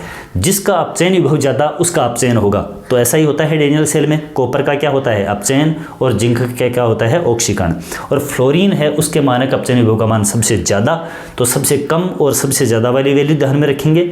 डैनियल सेल वाली वैल्यू भी ध्यान में रखेंगे, और हाइड्रोजन वाली है वो हाइड्रोजन सेल के लिए रह ही जाएगी याद, SHE के लिए याद रह ही जाएगी ये। अब इस सीरीज से अपने सामने देखो क्या चीज़ सिद्ध हो रही है कि सीरीज में जो भी धातु है वो ऊपर स्थित है, जैसे जिंक ऊपर है कॉपर नीचे है, जिंक ऊपर है हाइड्रोजन नीचे है, इन दोनों में। तो जो ऊपर है उसका अपचयन या इलेक्ट्रोड विभव का मान क्या है, कम है, ऊपर वाले का कम है। इस सीरीज के अकॉर्डिंग अगर आप इसको उल्टा बना देते हो तो ये चीज़ें उल्टी हो जाती, कोई दिक्कत नहीं है। अब अपचयन विभव का मान या इलेक्ट्रोड विभव का मान कम है तो कम है, अपचयन विभव कम है तो अपचयन नहीं होगा, क्या होगा, ऑक्सीकरण होगा। ऊपर वाली धातु का क्या होगा, ऑक्सीकरण। और नीचे चलेंगे अपन तो जो नीचे स्थित धातु है उसके अपचयन विभव का मान क्या है, ज़्यादा है, और अपचयन विभव मान ज़्यादा होगा तो उसका क्या होगा, अपचयन ही होगा, उसका अपचयन ही होगा।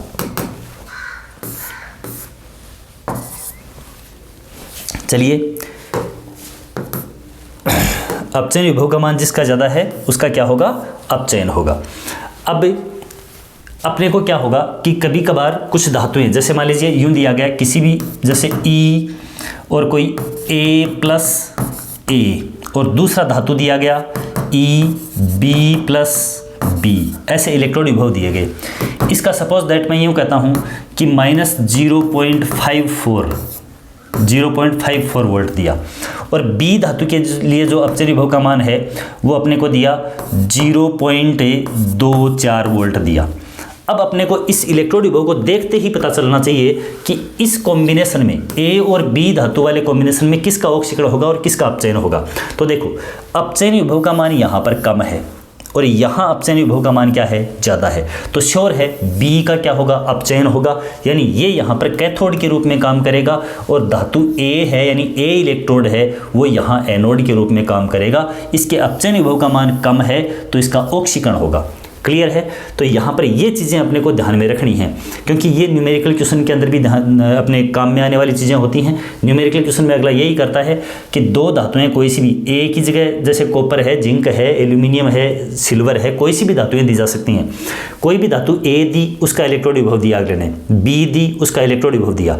जिसका इलेक्ट्रोड विभव ज़्यादा उसका इलेक्ट्रोड विभव मतलब अपचयन विभव ज़्यादा, जिसका अपचयन विभव ज़्यादा होगा उसका अपचयन होगा, और जिसका अपचयन होगा वो किसकी तरह ट्रीट करेगा, कैथोड की तरह ट्रीट करेगा। ये चीज़ अपने को ध्यान में रखनी है। जिसका अपचयन विभव कम है उसका अपचयन नहीं होकर के ऑक्सीकरण होगा। भाई अपचयन विभव कम है इसका मतलब ऑक्सीकरण विभव ज़्यादा है, तो फिर उसका क्या होगा, ऑक्सीकरण होगा, और वो एज ए एनोड ट्रीट करेगा, एनोड की तरह वो यूज होगा। तो ये चीज़ अपने को इस सक्रियता श्रेणी से या इलेक्ट्रोड विभव की यानी कि अपचयन विभव की सीरीज से ध्यान में रखनी है। और चूंकि अपने को सीरीज ध्यान में, सीरीज तो चलो ये क्रम में रही, लेकिन जब भी कोई क्वेश्चन दिया जाएगा तो उसमें दो इलेक्ट्रोडों के विभव दिए जाएंगे। उन विभव में अपने को ये ध्यान में रखना है कि जिसके अपचयन विभव का मान ज़्यादा दे रखा है वो तो होगा कैथोड, और जिसका मान कम दे रखा है वो क्या होगा, एनोड होगा। चलिए आगे चलते हैं। नेंसर्ट इक्वेशन, ठीक है। इलेक्ट्रोड विभव ज्ञात करने के लिए चाहे सेल का हो चाहे किसी एक इलेक्ट्रोड का विभव हो, है। तो नेंसर्ट इक्वेशन के द्वारा और किस प्रकार से कैलकुलेट करेंगे, तो देखो किसी भी, पहले अपन दो कंडीशन देखेंगे। किसी एक अकेले इलेक्ट्रोड के लिए यानी एनोड या कैथोड के लिए विभव कैसे कैलकुलेट करते हैं। फिर एनोड और कैथोड वाला जो अपना फॉर्मूला है, E cell is equal to E cathode minus E anode, ये फॉर्मूला यूज करके पहले कैथोड का विभव निकाल लिया, फिर एनोड का विभव निकाल लिया, और इस फॉर्मूले से अपन ने क्या निकाल लिया, सेल का विभव कैलकुलेट कर लिया। तो नेंसर्ट इक्वेशन किसी इलेक्ट्रोड के विभव के लिए और फिर पूरे सेल के विभव के लिए नेंसर्ट इक्वेशन कैसे कैलकुलेट करते हैं। डायरेक्ट ये फॉर्मूला तो नहीं पूछे, लेकिन न्यूमेरिकल क्वेश्चन इसके ऊपर आधारित पूछा जा सकता है। सीधे सीधे मान दे करके केवल अपने को नेंसर्ट इक्वेशन का जो गणितीय रूप है वो ध्यान में होना चाहिए। अब देखो IUPAC के अकॉर्डिंग अपन कहें तो मुख्य रूप से किसी भी इलेक्ट्रोड के ऊपर क्या माना जाएगा, अपचयन माना जाएगा। यदि ऑक्सीकरण हो भी रहा है तो भी क्या माना जाएगा, अपचयन के रूप में, यानी उसका चिन्ह चेंज करके मान लिया जाएगा। अब देखो जब भी किसी इलेक्ट्रोड पर अपचयन हो रहा होता है तो अपचयन में विद्युत यानी इलेक्ट्रोकेमिस्ट्री के अकॉर्डिंग इलेक्ट्रॉन के आदान प्रदान के आधार पर अपन अपचयन देखेंगे। तो यहाँ कोई धातु धनायन है जिसके ऊपर N+ आवेश है, यानी कि प्लस का 2 3 4 5 1 कितना भी है, तो वो फिर सॉल्यूशन है वो विद्युत अपघट्य के अंदर मिला हुआ है, तो एक्वेटिक सॉल्यूशन। अब ये जितना इस पर धनावेश है उतने इलेक्ट्रॉन क्या करेगा, ग्रहण करेगा, और ग्रहण करके उदासीन हो जाएगा और सॉलिड स्टेट में चला जाएगा, यानी किसी भी इलेक्ट्रोड के ऊपर, एनोड कैथोड के ऊपर ये क्या हो जाएगा, डिपॉजिट हो जाएगा। तो ये एक कॉमन अपचयन रिएक्शन है वो संपन्न होगी। अब इस रिएक्शन के लिए जो इलेक्ट्रोड विभव नेंसर्ट के द्वारा दिया गया वो क्या था, ये चीज़ अपने को ध्यान में रखनी है। यहाँ ये चीज़ अपने को दिमाग में बैठानी है कि किसी भी इलेक्ट्रोड का विभव, इलेक्ट्रोड विभव किसी भी इलेक्ट्रोड के लिए, तो जिसके अंदर धातु धनायन था वो धातु में अपचयित हो रहा था, तो धातु धनायन धातु में अपचयित, एक सीधी खड़ी लाइन, इज इक्वल टू मानक इलेक्ट्रोड विभव। इलेक्ट्रोड विभव इज इक्वल टू, यानी कि किसी भी इलेक्ट्रोड के लिए जो इसका पोटेंशियल है, electrode potential is equal to standard electrode potential, मानक इलेक्ट्रोड विभव, यहाँ नोट लगा दिया आपने, माइनस RT/NF। ये ध्यान में रखना है, RT/NF। R यहाँ पर गैस कांस्टेंट है, T यहाँ पर परम ताप है, F यहाँ पर फैराडे कांस्टेंट है, और N यहाँ पर जितने इलेक्ट्रॉन्स का एक्सचेंज हो रहा है, यहाँ N इलेक्ट्रॉन तो N आ गया। मान लीजिए अपन डेनियल सेल की बात करें तो यहाँ पर Zn प्लस Cu2 प्लस, और इससे बनता है Zn2 प्लस Cu, ये होता है। देन यहाँ क्या हुआ कि इसने 2 इलेक्ट्रॉन त्याग करके ये +2 में बदला, इसने 2 इलेक्ट्रॉन ग्रहण करके ये कॉपर में बदला। कितने इलेक्ट्रॉन का एक्सचेंज हुआ? 2 का विनिमय हुआ। तो यहाँ N की जगह डेनियल सेल के लिए क्या आ जाएगा? 2 आ जाएगा। ठीक है, तो इस प्रकार से अपन N जो number of electrons which are exchange, यानी कि जो कि बदलते हैं, natural log Ln, natural log जो ठोस अवस्था में, यानी कि जो प्रोडक्ट बना, यही होता है जो द्रव्यानुपातिक क्रिया नियम के अनुसार, जो यहाँ पर नेचुरल लॉग Kc होता है, यानी कि वेग कांस्टेंट होता है। तो वो कांस्टेंट मुख्य रूप से क्या आ जाएगा? उत्पादों की मोलर सांद्रता बटा अभिकारकों की मोलर सांद्रता। तो यहाँ प्रोडक्ट ये है, सॉलिड स्टेट के अंदर इसकी मोलर कंसंट्रेशन अपॉन क्या हो जाएगा? ये रिएक्टेंट था यहाँ पर, तो इसकी मोलर कंसंट्रेशन। तो ये फॉर्मूला अपने को ध्यान में रखना होगा, इससे अपन आगे नैनसेट इक्वेशन है वो डेराइव करेंगे पूरी की पूरी। तो याद रह जाएगा आराम से कि धातु का इलेक्ट्रोड विभव तो अपने को ज्ञात करना है ही। अब उसका मानक इलेक्ट्रोड विभव कुछ ना कुछ फिक्स है ही, उसमें से RT/NF into natural log concentration of product divided by concentration of A reactant. ठीक है, ये अपन ध्यान में रखेंगे। यहाँ पर R है वो गैस कांस्टेंट होता है, जिसकी value 8.314 joule kelvin inverse mole inverse. ये यहाँ पर गैस कांस्टेंट की वैल्यू 8.314 ये रखी जाएगी। परम ताप कैलकुलेशन के लिए 298 केल्विन रखेंगे। N इलेक्ट्रॉनों की संख्या जो विनिमय करती है, यानी कि एक्सचेंज किए जाते हैं। F फैराडे कांस्टेंट जिसकी value 96,500 coulomb into mole inverse. ठीक है, कूलाम प्रति मोल। ये जो वैल्यू है वो अपन इसके अंदर आगे पुट करेंगे। तो यहाँ मेन चीज़ ध्यान में रखने वाली कि ये जो किसी भी कैथोड के ऊपर ये रिएक्शन हो रही है, उसके लिए जो इलेक्ट्रोड विभव है उसकी इनिशियल प्रारंभिक जो नैनसेट इक्वेशन है वो ये है कि इलेक्ट्रोड का विभव इज इक्वल टू मानक इलेक्ट्रोड विभव minus RT/NF into natural log concentration of product divided by concentration of A reactant. ये ध्यान में रखेंगे। अब देखो आगे क्या होगा। आगे अगर अपन देखें ठोस अवस्था में, तो यहाँ पर देखिएगा ये सॉलिड स्टेट के अंदर अपन कंसंट्रेशन देख रहे थे। सॉलिड स्टेट के अंदर जो कंसंट्रेशन होती है उसको क्या माना जाता है? इकाई मानेंगे। तो यहाँ पर एक रख करके फॉर्मूला को दोबारा से यहाँ पर लिखेंगे अपन। क्या हो जाएगा? ठोस अवस्था में MS, यानी कि धातु की सॉलिड स्टेट के अंदर जो कंसंट्रेशन होती है वो इकाई मानी जाती है, एकांक मानेंगे। तो यहाँ पर E इलेक्ट्रोड, यानी कोई भी धातु का जो इलेक्ट्रोड है, E electrode is equal to E electrode naught.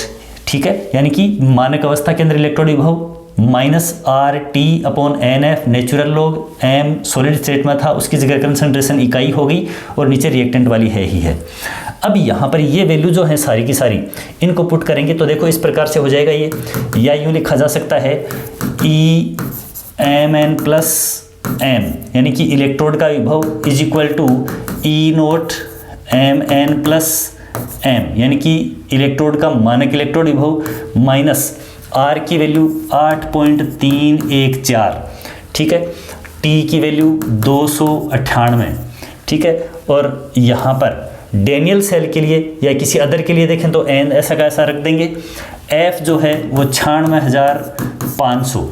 ठीक है, और नेचुरल लॉग को log 10 बेस में चेंज किया तो 2.303 से मल्टीप्लाई करते हैं और log 10 बेस में क्या आ गया? 1/mn प्लस एक्वेटिक सॉल्यूशन था इसकी ये मोलर कंसंट्रेशन हो गई। इस पूरी की पूरी गणना को जब करेंगे तो ये ध्यान में ही रखनी है अपने को, कहीं पर ये कैलकुलेशन करने बैठने की ज़रूरत नहीं है। कोई चीज़ें जो फैक्ट होते हैं वो ध्यान में रखने होते हैं। ये कैलकुलेशन जब पूरी करते हैं नेचुरल लॉग को log 10 बेस में निकाल करके, तो ये वैल्यू आती है पूरी की पूरी 0.059। ये याद ही रखनी है, नैनसेट इक्वेशन के अंदर 0.059 याद ही रखेंगे, ठीक है। कैलकुलेशन करने बैठने की कहीं कोई आवश्यकता नहीं है। ये n हो गया आप जो इलेक्ट्रॉन एक्सचेंज होंगे वो, तो ये किसी भी एक इलेक्ट्रोड के लिए क्या आ गई, नैनसेट इक्वेशन आ गई। अब अपन क्या करेंगे, सेल विभव के लिए यानी पूरे सेल के लिए एनोड और कैथोड के अकॉर्डिंग के लिए नैनसेट समीकरण निकालेंगे। एग्जाम्पल लेकर के चल रहे हैं किसका, डेनियल सेल का। तो फाइनल रिएक्शन तो ये आएगी, लेकिन ये किस प्रकार से आएगी देखते हैं। तो देखिएगा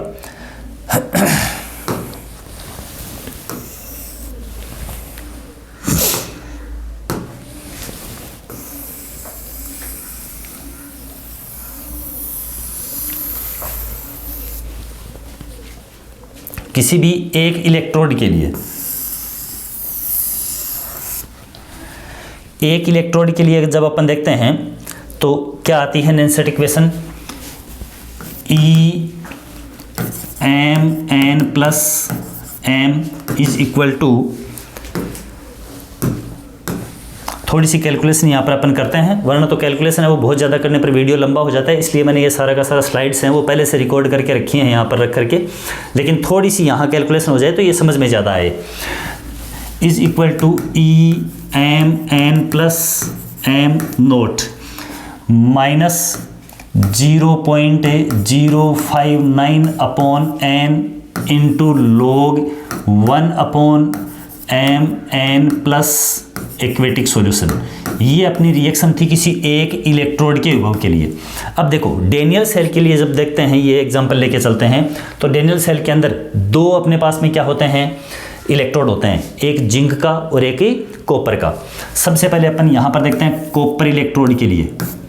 कॉपर इलेक्ट्रोड जो है, तो कॉपर इलेक्ट्रोड के लिए यहाँ पर जब रिएक्शन देखेंगे तो ये रिएक्शन अपनी यूँ बन जाएगी कि नहीं बन जाएगी, दोनों को ही अपचयन के लिए मानेंगे अपन। यहाँ पर अपचयन विभव के रूप में माना जाएगा कॉपर को और जिंक को, क्योंकि जो आईपीएसी है वो इलेक्ट्रोड के ऊपर अपचयन विभव ही कैलकुलेट करती है।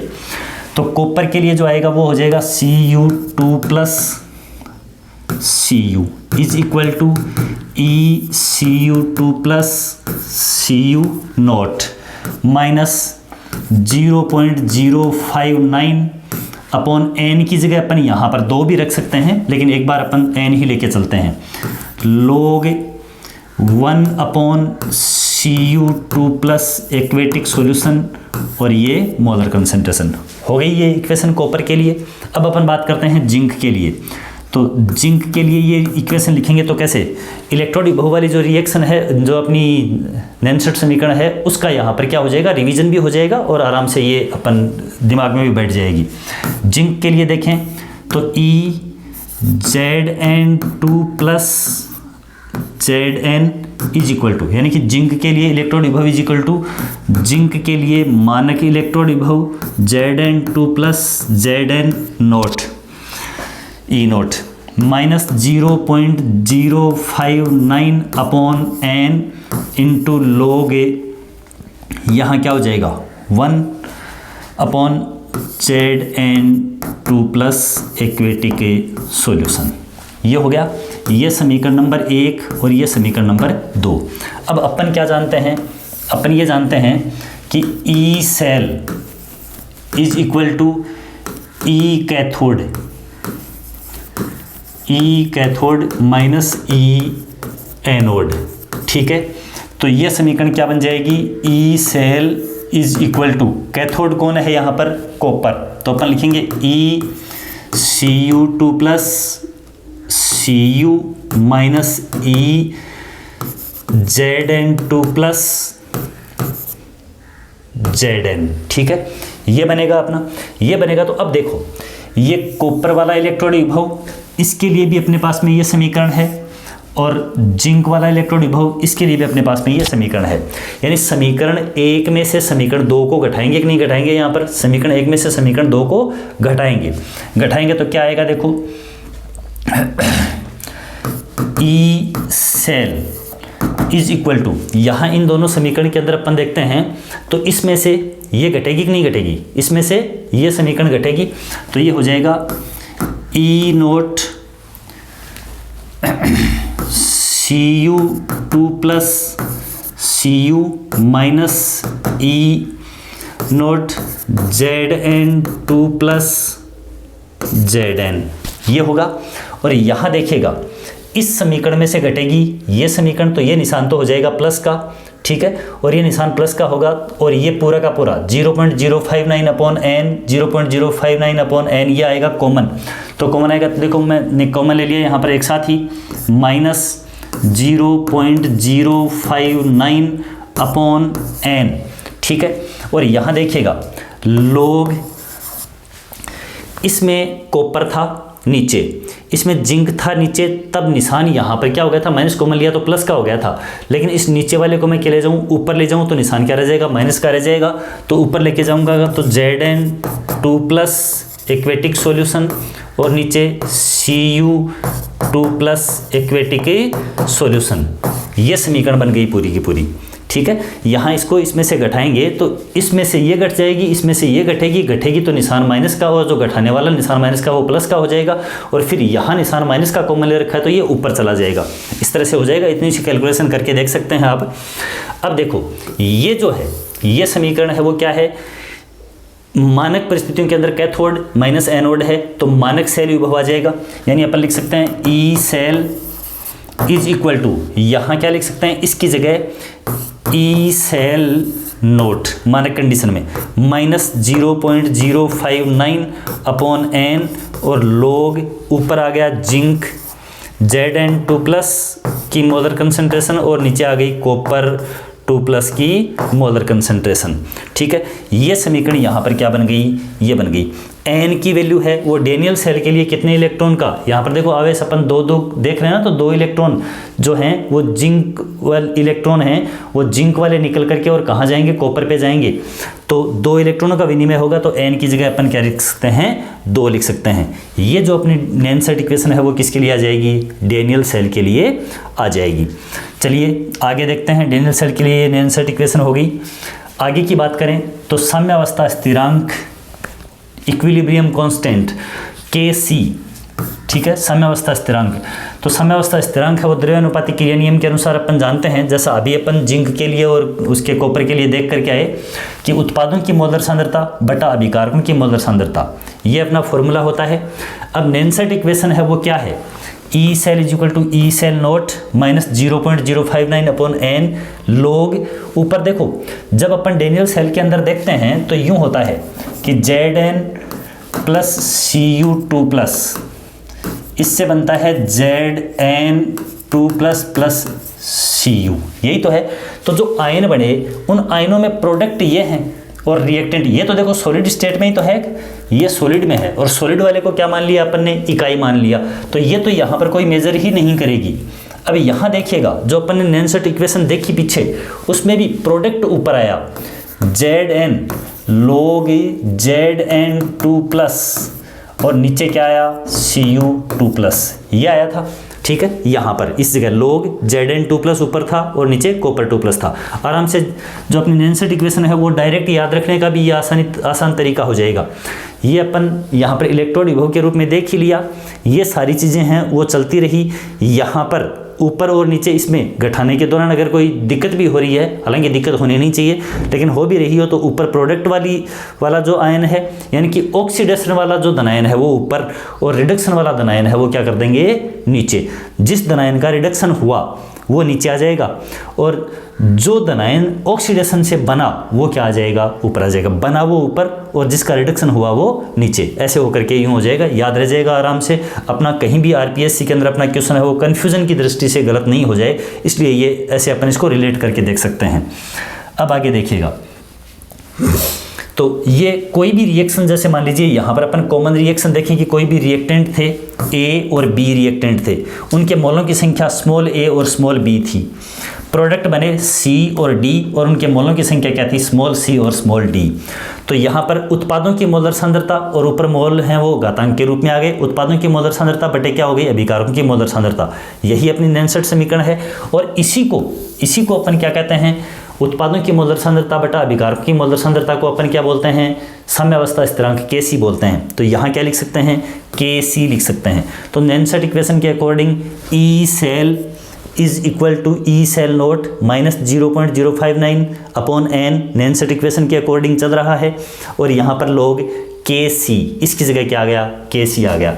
अब अपन देखें साम्यावस्था के अंदर जो सेल विभव है वो कितना हो जाता है, शून्य हो जाता है। साम्यावस्था के अंदर सेल विभव कितना होगा, शून्य होगा। जब उसमें से धारा है वो किसी भी दिशा में प्रवाहित नहीं हो रही होगी साम्य की कंडीशन के अंदर, तो उस कंडीशन के अंदर विभव, सेल विभव कितना होगा, शून्य।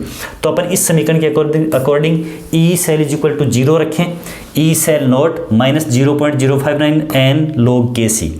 अब इसका पक्षांतरण जब अपन ने किया तो देखो log Kc इधर बच गया, log Kc और ई सेल इधर लेके जाएंगे तो ई सेल माइनस का हो जाएगा, फिर माइनस से माइनस, ये माइनस से इधर वाला माइनस कट जाएगा, कोई दिक्कत नहीं है। और इधर जाकर के पक्षांतरण जब होगा, इसको अपन देखो इस तरह से सोल्व कर सकते हैं।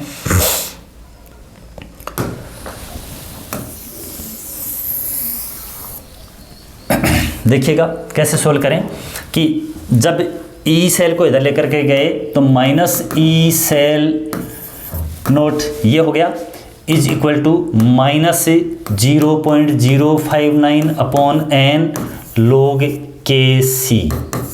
अब अपन ने Kc को इधर रख लिया, माइनस से माइनस क्या कर दिया, कैंसिल हो गया। Kc को इधर रखा, ये Kc रह गया यहाँ पे। फिर इसका पक्षांतरण किया तो ये इधर जा करके गुणा में n अपॉन 0.059। तो देखो ई सेल मल्टीप्लाई गुणा में n और नीचे क्या रह जाएगा 0.059। तो इस प्रकार से अपन log Kc, ठीक है। और अगर Kc निकालना चाहें तो इसको इस तरह से कह सकते हैं, Kc is equal to antilog और फिर यही value E cell naught into N upon 0.059। लेकिन इतना अपने पास में लॉग वाली टेबल वहाँ पर प्रेजेंट नहीं होगी, तो लॉग और एंटी लॉग निकालने वाला जो क्वेश्चन है, इतनी डेप्थ का क्वेश्चन है वो वहाँ पर नहीं आएगा, क्योंकि अपने को लॉग एंटी लॉग की टेबल है वो अवेलेबल नहीं होगी। तो ये अपन साम्यावस्था स्थिरांक है उसको नैनसेट इक्वेशन के सेल विभव के साथ में और मानक सेल विभव के साथ में भी क्या कर सकते हैं, रिलेट कर सकते हैं, संबंधित कर सकते हैं। अब आगे देखते हैं कुछ जो डायरेक्ट तो सिलेबस में नहीं है लेकिन पूछा जा सकता है कई बार, ऊष्मागतिकी के अकॉर्डिंग और जो सेल विभव है उसमें क्या संबंध है। ऊष्मागतिकी के अकॉर्डिंग कोई भी अभिक्रिया अपने आप जब होती है, जैसे डेनियल सेल के अंदर अभिक्रिया अपने आप संपन्न होती है, जो ही अपन रिएक्टेंट दोनों कंटेनर के अंदर भर करके एनोडिक और कैथोडिक अर्ध सेल में भर करके और जब उनको कनेक्ट करते हैं तो ऑटोमेटिक रिएक्शन होती है, स्वतः अभिक्रिया होती है। किसी भी अभिक्रिया के स्वतः होने के लिए गिब्स मुक्त ऊर्जा delta G naught is equal to क्या होना चाहिए, नेगेटिव होना चाहिए। ये ऊष्मागतिकी का रूल है। ऊष्मागतिकी के अकॉर्डिंग, थर्मोडायनेमिक्स के अकॉर्डिंग किसी भी स्वतः गठित प्रक्रिया के लिए गिब्स मुक्त ऊर्जा की वैल्यू क्या होनी चाहिए, नेगेटिव होनी चाहिए। और ये वैल्यू कितनी होती है यहाँ पर ऊष्मागतिकी सिद्धांत के अनुसार, किसी भी सेल में कोई अभिक्रिया स्वतः हो उसके लिए ये होती है -NF ई सेल नोट। तो ये याद रखना है, -NF ई सेल नोट। अब ई सेल नोट है वो अपन जानते हैं। देखो साम्यावस्था की स्थिति के अंदर ई सेल, साम्यावस्था की स्थिति में E cell is equal to E cell naught minus RTNF log, वही उत्पादों की सांद्रता बटे अभिकारकों की सांद्रता होती है, तो उसकी जगह अपन ने क्या लिख दिया, Kc लिख दिया। ठीक है। अब ये वैल्यू मैंने वो 0.059 वाली थी उसको यहाँ पर रखा नहीं है। नैनसेट इक्वेशन जब कैलकुलेशन के लिए काम लेते हैं तो इन सभी का गुणा भाग करके और नेचुरल लॉग को भी log 10 में चेंज करके और उसका गुणा भाग करते हैं तो 0.059 आती है वैल्यू। ठीक है। यहाँ मैं वो यूज़ नहीं कर रहा हूँ क्योंकि यहाँ आगे कैलकुलेशन नेचुरल लॉग के पदों में दे रखी है, तो ये ऐसा कैसा रख दिया।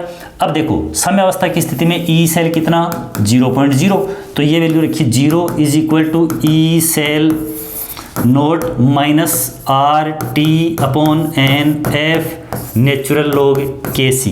ठीक है। अब इसका जब पक्षांतरण किया तो minus E cell naught is equal to minus R T upon N F natural log K C. ठीक है, माइनस से माइनस कैंसिल। ठीक है, अब यहाँ पर जब देखेंगे अपन तो पहले से देखिएगा ये एन एफ, यहाँ देखिए इस एन एफ को अपन लिखना भूल गए थे, माइनस, अच्छा ई सेल की वैल्यू, बिल्कुल ई सेल की वैल्यू है, ई सेल की वैल्यू तो ये आई गई ना, ई सेल की वैल्यू कितनी आ गई, R T N F natural log K C, बिल्कुल ई सेल की value R T N F natural log K C, ये वैल्यू यहाँ पुट करी, हाँ ये है चीज़ बिल्कुल। तो ई नॉट सेल की वैल्यू है वो यहाँ पर अपन ने पुट करी, ये माइनस का निशान नहीं है। अब देखिए यहाँ वैल्यू रखेंगे तो देखियो delta G naught is equal to minus N F, ऐसा कैसा है, गुणा ई सेल नोट की वैल्यू जब रखेंगे तो R T N F natural log K C. यहाँ पर देखिए क्या हो जाएगा, एन एफ से एन एफ कैंसिल, तो फॉर्मूला क्या बन जाएगा, delta G naught is equal to minus R T natural log K C, minus R T natural log K C. Natural log को जब 10 बेस में चेंज करेंगे, log 10 में चेंज करेंगे, log 10 को डायरेक्ट log लिख देते हैं तो मल्टीप्लाई करते हैं 2.303 से, तो ये फॉर्मूला क्या बन जाता है, delta G naught is equal to minus 2.303 R T natural log K C. तो यहाँ पर देखो ये थोड़ा सा कहीं ना कहीं नेनसेट इक्वेशन से और सेल विभव से जुड़ी हुई अवधारणा है, सेल विभव से जुड़ी हुई अवधारणा है, इसलिए यहाँ से भी क्वेश्चन पूछ सकता है। तो अपने को ये 3 समीकरण हैं वो ध्यान में रखनी है। क्या क्या समीकरण ध्यान में रखनी है, delta G naught is equal to minus N F और E cell naught, E cell naught ये ध्यान में रखनी है। फिर ई सेल की वैल्यू रखने पर ये चीज़ आती है, लेकिन अपन डायरेक्ट ही याद रख लेंगे, delta G naught is equal to minus R T natural log K C, R T natural log K C, और नेचुरल लॉग को 10 बेस में चेंज करते हैं तो ये तो ऑटोमेटिक याद रह जाएगी, delta G naught is equal to minus 2.303 और नेचुरल आर टी है ही, नेचुरल लॉग को कर दिया लॉग 10 बेस में चेंज, लॉग के सी। ये जो समीकरण हैं ये तीनों समीकरण ध्यान में रख लेंगे, कई बार सीधी सीधी समीकरण वो पूछ ली जाती है। अब देखिएगा आगे, अब कुछ परिभाषाएं हैं, ठीक है, नेनसेट इक्वेशन वगैरह वाली हैं वो चीज़ें कंप्लीट हो गई हैं। ये परिभाषाएं फिजिक्स के अंदर भी पूछी जा सकती हैं, फिजिक्स के अंदर भी जो विद्युत वाला चैप्टर है वहाँ भी ये चीज़ें पूछी जा सकती हैं सेकंड ग्रेड के अंदर आराम से, और केमिस्ट्री के अंदर यहाँ पे इलेक्ट्रोकेमिस्ट्री में शामिल हैं ही। सबसे पहली बात, बहुत ही आराम से सोचने समझने की ज़रूरत है, कहीं पर बहुत जल्दबाजी करने की आवश्यकता नहीं, बहुत ही आसान सी चीज़ें। सबसे पहले चालकत्व है, डायरेक्ट ये कि ये पॉइंट लिख रखे हैं सिलेबस के अंदर, जैसा मैंने शुरू में चर्चा की है। कंडक्टेंस किससे प्रदर्शित करेंगे, कैपिटल जी से, और सीधा ध्यान में रखना है चालकत्व प्रतिरोध का व्युत्क्रम है ना, इनवर्स ऑफ रेसिस्टेंस, तो G is equal to 1 upon R। अब अपन जानते हैं R प्रतिरोध का मात्रक क्या होता है, ओम होता है, तो फिर चालकत्व यानी कंडक्टेंस का मात्रक क्या हो जाएगा, ओम इनवर्स हो जाएगा, और ओम इनवर्स को ही बोला जाता है सीमेंस, या इसको साइमन भी बोलते हैं, साइमन्स या सीमेंस इस प्रकार से बोलते हैं। एस के द्वारा इसको प्रदर्शित किया जाता है या फिर ओम इनवर्स के द्वारा इसको प्रदर्शित किया जाता है। तो बहुत ही आसान सी चीज़ आराम से ध्यान में रह जाएगी, लेकिन क्वेश्चन डायरेक्ट सीधा का सीधा क्वेश्चन बनता है, चालकत्व प्रतिरोध का व्युत्क्रम G is equal to 1 upon R। अब ये प्रतिरोध क्या है, रेसिस्टेंस क्या है, ठीक है, R के द्वारा। तो प्रतिरोध है वो विद्युत धारा के मार्ग में आने वाली, यानी विद्युत धारा के प्रवाह में उत्पन्न बाधा, यानी विरोध क्या कहलाता है, प्रतिरोध कहलाता है। लेकिन ये परिभाषा कोई नहीं पूछता है, अपने को ये पूछता है कि इसकी डिपेंडेंस क्या है और फॉर्मूला कैसे आएगा। तो चालक तार की लंबाई क्या होता है, समानुपाती, यानी R is proportional to L, और चालक तार के अनुप्रस्थ काट क्षेत्रफल, यानी कि ये जो तार है तो इस तार की लंबाई के तो होगा समानुपाती, और अपन बात करते हैं कि ये जो अनुप्रस्थ काट क्षेत्रफल है इस क्षेत्रफल के क्या होगा, ये है व्युत्क्रमानुपाती रहेगा। तो देखिएगा R is inversely proportional to A, या फिर अपन कह सकते हैं R is proportional to 1 upon A। अब इन दोनों जब फॉर्मूलाज को अपन ने एक किया तो ये बन गया आपका क्या, R is proportional to L upon A। ये समानुपाती का जो निशान है इसको हटाने के लिए एक कांस्टेंट लगाया, तो R is equal to rho into L upon A। ये क्या है सिंबल, ये है रो, या इसको रे हलंत यूं इस तरह से रो, ठीक है, RH O, इस प्रकार से रो लिखेंगे, रो इंटू L अपॉन ए। यदि यहाँ पर अपन देखते हैं कि L की वैल्यू क्या हो, 1 मीटर, यानी लंबाई है वो 1 मीटर हो और अनुप्रस्थ काट क्षेत्रफल है वो 1 वर्ग मीटर हो, 1 वर्ग मीटर हो, तो यहाँ पर ये दोनों 1/1 1 बन जाएंगी और R इज इक्वल टू क्या बन जाएगा, रो बन जाएगा। यानी इकाई लंबाई और इकाई अनुप्रस्थ काट क्षेत्रफल वाले चालक तार का प्रतिरोध ही क्या होता है, विशिष्ट प्रतिरोध होता है, विशिष्ट प्रतिरोध, स्पेसिफिक रेजिस्टेंस। स्पेसिफिक रेजिस्टेंस को ही बोलते हैं प्रतिरोधकता, रेसिस्टिविटी, प्रतिरोधकता, रेसिस्टिविटी। अब इसका मात्रक क्या बन जाएगा, तो मात्रक देखो, रेसिस्टिविटी का मात्रक क्या बनेगा, प्रतिरोध का मात्रक तो ओम होता ही है और ओम का इन्वर्स यहाँ पर जो चालकत्व है उसका मात्रक होता है। अब इसको देखिए, जब रो का अगर अपन फॉर्मूला निकालना चाहें तो सीधा डायरेक्ट पक्षांतरण करना है अपने को, R is equal to rho into L upon A. ठीक है, यहाँ पर जब पक्षांतरण करेंगे तो A ऊपर चला जाएगा और L नीचे, तो रो का फॉर्मूला बन जाएगा R इंटू ए अपॉन एल। R का जो मात्रक है वो क्या है, ओम। ठीक है, ये ऊपर है मीटर स्क्वायर, नीचे है मीटर, लंबाई का मात्रक मीटर, मीटर स्क्वायर से मीटर ये कैंसिल हुआ तो यहाँ पर ओम इंटू मीटर। तो जो विशिष्ट प्रतिरोध या प्रतिरोधकता है, रोक है, इसका मात्रक क्या बन जाएगा, ओम इंटू मीटर बन जाएगा। इंपॉर्टेंट मात्रक है, पूछा जाता है। तो दो चीज़ें अपन ने देखी, चालकत्व, प्रतिरोध का व्युत्क्रम। प्रतिरोध लंबाई के समानुपाती, अनुप्रस्थ काट क्षेत्रफल के व्युत्क्रमानुपाती, और फिर प्रतिरोधकता या विशिष्ट प्रतिरोध, प्रतिरोधकता या विशिष्ट प्रतिरोध का मात्रक ओम इंटू मीटर। चलिए आगे देखते हैं। विशिष्ट चालकत्व, तो जिस प्रकार से चालकत्व है, चालकत्व G ये प्रतिरोध का व्युत्क्रम था, तो उसी प्रकार से विशिष्ट चालकत्व है K, वो क्या होगा, विशिष्ट प्रतिरोध का व्युत्क्रम होगा, विशिष्ट प्रतिरोध का व्युत्क्रम। ठीक है, प्रतिरोध का व्युत्क्रम चालकत्व और विशिष्ट प्रतिरोध का व्युत्क्रम विशिष्ट चालकत्व हो जाएगा आराम से। स्पेसिफिक कंडक्टेंस यानी कि चालकता के कप्पा के द्वारा प्रदर्शित करते हैं। तो 1 अपॉन क्या हो गया, रो हो गया। अब अपन जानते हैं रो देख कर क्या है, देखो R था ना, R is equal to rho into L upon A. तो rho is equal to R into ऊपर क्या चला गया था, A अपॉन ये हो गया था L। अब यहाँ पर 1 अपॉन क्या है, ये है 1 अपॉन रो, 1 अपॉन रो है, तो देखो ये ऊपर R और A थे वो तो आ गए नीचे, और जो L नीचे था वो क्या चला गया ऊपर।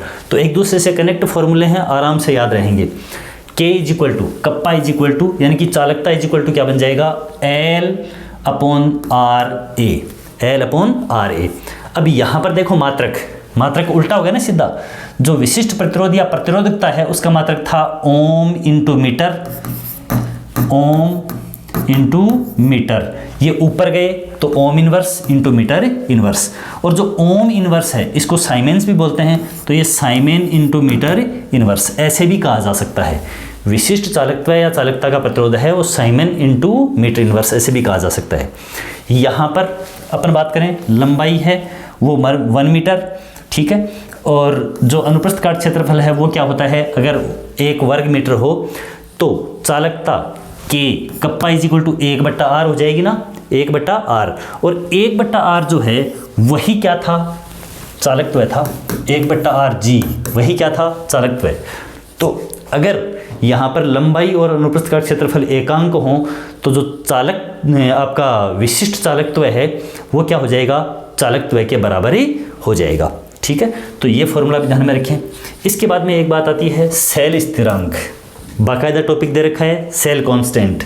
तो सेल कांस्टेंट G*, किसी सेल में समांतर डूबे हुए इलेक्ट्रोडों, जैसे अपन यूं ये सेल है और इसके अंदर ये और ये 2 इलेक्ट्रोड लगे हुए हैं, या फिर जैसे अलग अलग अपन गैल्वेनिक सेल की बात करें तो 2 जैसे इस प्रकार से कंटेनर हैं, यहाँ पर समांतर इलेक्ट्रोड लगे हुए हैं एनोड कैथोड, तो उनके बीच की दूरी ये तो यहाँ पर लेंथ L के रूप में मानी जाएगी, और इन इलेक्ट्रोडों का व्यास जो है यानी कि अनुप्रस्थ काट क्षेत्रफल है वो A माना जाएगा। देखिएगा, किसी सेल में समांतर डूबे इलेक्ट्रोडों के बीच की दूरी L तथा अनुप्रस्थ काट क्षेत्रफल A का अनुपात ही यानी L अपॉन A ही क्या कहलाता है, सेल स्थिरांक यानी कि जी स्टार ए कहलाता है। अब यहाँ पर ऊपर मीटर नीचे मीटर स्क्वायर, तो 1 मीटर बच गया, ऊपर गया तो ये क्या हो गया मीटर इनवर्स, ये बड़ा मात्रक, छोटा है तो सेंटीमीटर इनवर्स, ये क्या हो जाएगा मात्रक हो जाएगा। अब यहाँ पर देखिए, अतः K = G × G स्टार, यानी कि जो चालकता है वो चालकत्व और सेल स्थिरांक के गुणनफल के बराबर होती है। चालकता, सेल स्थिरांक, ठीक है, और जो अपना चालकत्व है G, कैपिटल G, इनके गुणनफल के बराबर होती है। कैसे हुई देखिएगा, ये चीज़ यहाँ से निकल कर के आ रही है आराम से, इस फॉर्मूला से देखना, K = यानी अगर ये सूत्र अपन लेकर के चलते हैं,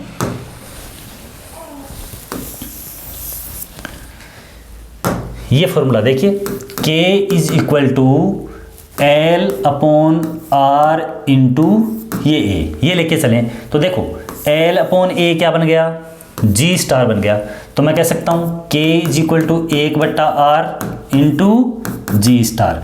और 1/R क्या था, पिछली ही स्लाइड के अंदर अपन ने देखा 1/R क्या था, G था, ठीक है, यानी कि चालकत्व था। तो देखिएगा यहाँ पर 1/R क्या बन गया, G बन गया, तो K = 1/R की जगह लिखा G और यहाँ लिखा L/A की जगह G स्टार, ये लो इस प्रकार से, यानी कि जो अपना चालकता है वो चालकत्व और सेल स्थिरांक के गुणनफल के बराबर होती है।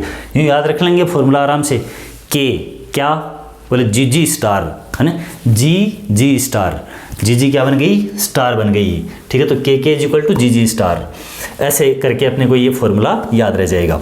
आगे चलते हैं अपन, तो देखिए मोलर चालकता, ठीक है, मोलर कंडक्टिविटी, तो चालकता है उसमें मोलर कंडक्टिविटी मतलब मोलर सांद्रता, इकाई सांद्रता, 1 मोलर कंसंट्रेशन, 1 मोलर सांद्रता वाले विद्युत अपघट्य के सभी आयनों की चालकता, यानी कि सारे 1 मोलर कंसंट्रेशन वाला सॉल्यूशन लिया, उसके सारे आयन है वो वियोजित हो गए, उनकी जो कंडक्टिविटी है वही क्या कहलाएगी, मोलर चालकता कहलाएगी। चालकता अभी अपन ने निकाली K, 1 मोलर कंसंट्रेशन है, तो यदि ये कंसंट्रेशन 1 मोलर से ज़्यादा कम है तो मोलरता का क्या कर दीजिए, भाग लगाइए, इसको अपन λm के द्वारा दर्शाएंगे मोलर कंडक्टिविटी को, λm, तो चालकता बटा मोलरता यानी K/m। अब अपन ने चालकता का जो मात्रक देखा वो साइमन × मीटर इनवर्स था, साइमन × मीटर इनवर्स या ओम इनवर्स मीटर इनवर्स यूँ था, ohm inverse metre inverse, ohm inverse को अपन साइमन लिख सकते हैं। और नीचे मोलरता का जो मात्रक होता है वो मोल प्रति लीटर, या लीटर की जगह अपन क्या लिख सकते हैं, प्रति घन मीटर, ठीक है।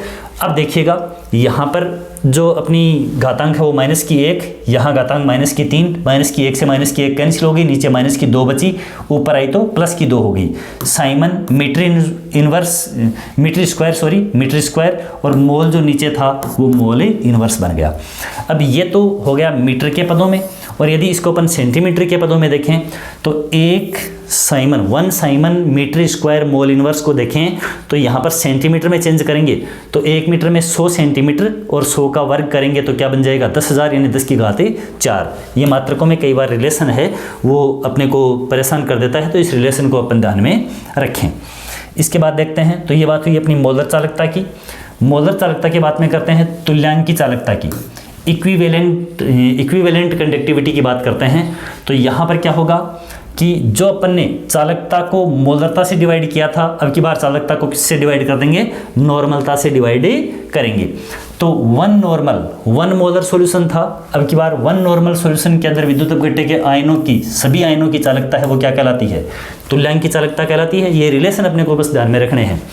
तो यहाँ पर क्या हो जाएगा, मुख्य रूप से इक्विवेलेंट जो अपनी चालकता है, इक्विवेलेंट कंडक्टिविटी, जिसको En के दौरान भी n जो मोलों की संख्या होती है, ऐसे भी λn भी दर्शा सकते हैं या λEq भी इसको प्रदर्शित कर सकते हैं। चालकता बटा नॉर्मलता K/n। मात्रक क्या हो जाएगा, तो मात्रक जिस प्रकार से मोलरता के अकॉर्डिंग आया था तो वहाँ होता है मोल प्रति लीटर, ये, और यहाँ तुल्यांकी चालकता के अंदर क्या होता है, ग्राम तुल्यांक होते हैं। तो साइमन मीटर स्क्वायर और मोल इनवर्स की जगह क्या हो गया, ग्राम तुल्यांक इनवर्स या तुल्यांकी इनवर्स, ये मात्रक बन जाएगा। यहाँ पर यदि अपने को तुल्यांकी चालकता और मोलर चालकता इनमें रिलेशन देखना हो तो क्या हो जाएगा, तुल्यांकी चालकता = मोलर चालकता बट्टे मोल, बटे मोलों की संख्या, ठीक है, यानी जितने मोल वियोजित हुए जितने बने, इस प्रकार से। या फिर अपन देख सकते हैं, क्योंकि जो सांद्रताएं होती हैं ये मुख्य रूप से क्या होता है कि मोलर सांद्रता या तुल्यांकी सांद्रता है, तुल्यांकी चालकता है, तो उसके अकॉर्डिंग तुल्यांकी चालकता इज इक्वल टू चालकता इनटू क्या होता है आयतन, इनटू क्या होता है आयतन। देखो यहाँ पर तुल्यांकी चालकता इज इक्वल टू चालकता बटे नॉर्मलता, यही तो है। अब यदि आयतन बढ़ेगा तो नॉर्मलता क्या होगी, घटेगी कि नहीं घटेगी, आयतन बढ़ेगा तो नॉर्मलता है वो क्या होगी, घटेगी। तो ऐसे में जो तुल्यांकी चालकता है वो क्या हो जाएगी, बढ़ जाएगी, यानी कि आयतन और ये सांद्रताएं हैं, जैसे मोलरता है वो आयतन बढ़ने के ऊपर मोलरता क्या हो जाएगी, घट जाएगी, आयतन बढ़ने के ऊपर नॉर्मलता क्या हो जाएगी, घट जाएगी, अपोजिट हैं। तो यहाँ पर तुल्यांकी चालकताएं इसकी क्या हो गई, समानुपाती हो गई। तो चालकता गुणा क्या हो जाएगा, आयतन। एक ये फॉर्मूला भी ध्यान में रखेंगे, equivalent conductivity is equal to के, यानी चालकता इंटू आयतन, ठीक है, चालकता इंटू आयतन। और अगर सांद्रता देखें तो बट्टा सांद्रता, इस प्रकार से है ना, इस प्रकार से। अब देखो सांद्रता घटने पर, सांद्रता घटने पर या तनुता बढ़ने पर एक ही बात होगी ना, तनुता बढ़ रही है सांद्रता घट रही है, तो चालकता है वो तो घटेगी, चालकता है वो घटेगी, जबकि तुल्यांकी चालकता या ये मोलर चालकता और तुल्यांकी चालकता का मान क्या होता है, बढ़ता है, क्योंकि आयतन भी बढ़ता है। तो देखो आयतन बढ़ने पर तुल्यांकी चालकता क्या है, बढ़ रही है, मोलर चालकता क्या है, बढ़ रही है, ठीक है। तो यहाँ पर आयतन बढ़ने के ऊपर तुल्यांकी चालकता और मोलर चालकता है उसकी वैल्यू क्या होती है, बढ़ती है, ये समानुपाती होते हैं। इसके बाद में आगे बात करते हैं कोलराउस रूल। यहाँ से क्वेश्चन पूछे जाने की बहुत संभावना बनती है और बहुत ही आसान सा टॉपिक है। किसी विद्युत अपघट्य की स्थिर ताप पर सीमांत मोलर चालकता, सीमांत मोलर चालकता क्या होती है, ये है लैम्डा एम मोलर चालकता, या अपन कहें लैम्डा ई क्यू, ये तुल्यांकी चालकता। सीमांत का मतलब आपने विलयन को इतना तनु कर दिया, यानी अनंत तनुता के ऊपर ले गए, तो ये यहाँ पर इनफाइनाइट लगाएंगे, या यहाँ पे भी क्या लगाएंगे, इनफाइनाइट लगाएंगे। तो ये तो हो गई अनंत तनुता के ऊपर तुल्यांकी चालकता, ये हो गई अनंत तनुता के ऊपर मोलर चालकता। इसी को अपन दूसरी फॉर्म में इस तरह से भी लिख सकते हैं कि लैम्डा एम नोट। जब अनंत तनुता है तो सांद्रता क्या है, शून्य है, तो शून्य सांद्रता के ऊपर, शून्य सांद्रता पर मोलर चालकता, यहाँ पर शून्य सांद्रता के ऊपर तुल्यांकी चालकता, शून्य सांद्रता पर तुल्यांकी चालकता या शून्य सांद्रता के ऊपर मोलर चालकता। इसी पद में इसको क्या कह सकते हैं, अनंत तनुता, तो सीमांत मोलर चालकता, सीमांत का मतलब अनंत तनुता के ऊपर या शून्य सांद्रता पर, दोनों ही बातें एक ही हैं। उसमें उपस्थित सभी धनायनों और सभी ऋणायनों की सीमांत मोलर चालकताओं के योग के बराबर होती है, यानी मिश्रण की कुल सीमांत मोलर चालकता है वो धनायन और ऋणायन की सीमांत मोलर चालकताओं के योग के बराबर होती है, ये योग, ठीक है। अब देखो ये सीमांत मोलर चालकता लैम्डा एम नोट, जिसको अपन शून्य सांद्रता के ऊपर मोलर चालकता भी कह सकते हैं और अनंत तनुता के ऊपर मोलर चालकता भी कह सकते हैं।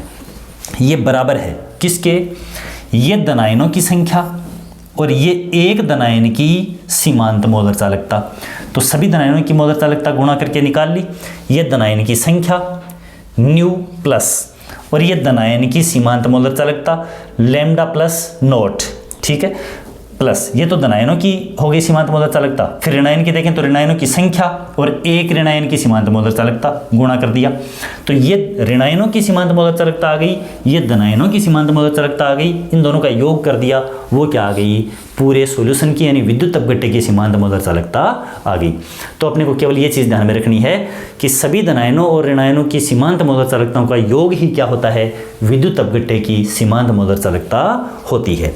अब देखो इसके एप्लीकेशन से क्वेश्चन है वो पूछा जाता है। एप्लीकेशन कोलराउस नियम के अनुप्रयोग। पहला अनुप्रयोग है दुर्बल विद्युत अपघट्यों की सीमांत मोलर चालकता ज्ञात करना। देखो होता क्या है, जो प्रबल विद्युत अपघट्य है जैसे HCl है, तो ये HCl तो कंप्लीटली H प्लस और Cl माइनस के अंदर वियोजित हो जाता है। तो सैद्धांतिक तौर के ऊपर क्या किया जा सकता है, H प्लस आयनों की जो मोलर चालकता है और Cl माइनस की मोलर चालकता है उसको जोड़ करके डायरेक्ट या HCl के अकेले की सीमांत मोलर चालकता है वो कैलकुलेट कर लेते हैं। लेकिन दुर्बल विद्युत अपघट्य है वो पूर्ण रूप से वियोजित ही नहीं होता है, आंशिक रूप से वियोजित होता है। जब आंशिक रूप से वियोजित होगा तो उसके जब सारे आयन वियोजित होंगे ही नहीं, तो ऐसी कंडीशन के अंदर नॉर्मल तौर पर उसकी जो सीमांत मौलिक चालकता है वो कैलकुलेट नहीं की जा सकती। तो कैसे कैलकुलेट करते हैं? कोलराउस नियम के तहत ही कैलकुलेट करते हैं। कैसे करेंगे कि जो दुर्बल विद्युत अपघट्य है वो किन किन प्रबल विद्युत अपघट्यों से बना, जो दुर्बल अपघट्य है वो किस प्रबल विद्युत अपघट्य के संयोजन से बना, उनकी प्रबल विद्युत अपघट्य की मौलिक चालकताएं कैलकुलेट करके और उनके हिसाब से क्या करेंगे, दुर्बल विद्युत अपघट्य की मौलिक चालकता ज्ञात करेंगे। यहां देखो, ये दो प्रबल विद्युत अपघट्य जुड़े और ये एक प्रबल विद्युत अपघट्य बना और ये दुर्बल बना। अब इसकी भी कैलकुलेट कर सकते हैं, इसकी भी कैलकुलेट कर सकते हैं, इसकी नहीं हो सकती। तो कैसे करेंगे कि इन दोनों की सीमांत मौलिक चालकताओं को जोड़ेंगे और उसमें से इस तीसरे की सीमांत मौलिक चालकता है वो क्या कर देंगे, घटा देंगे। तो ऐसे क्या आ जाएगी, जो ये दुर्बल विद्युत अपघट्य है उसकी सीमांत मौलिक चालकता आ जाएगी। देखो कैसे आएगी कि मुख्य रूप से अपन देख सकते हैं यहाँ पर कि लैम्डा CH3COONA नोट सीमांत मौलिक चालकता is equal to lambda CH3COO minus nought plus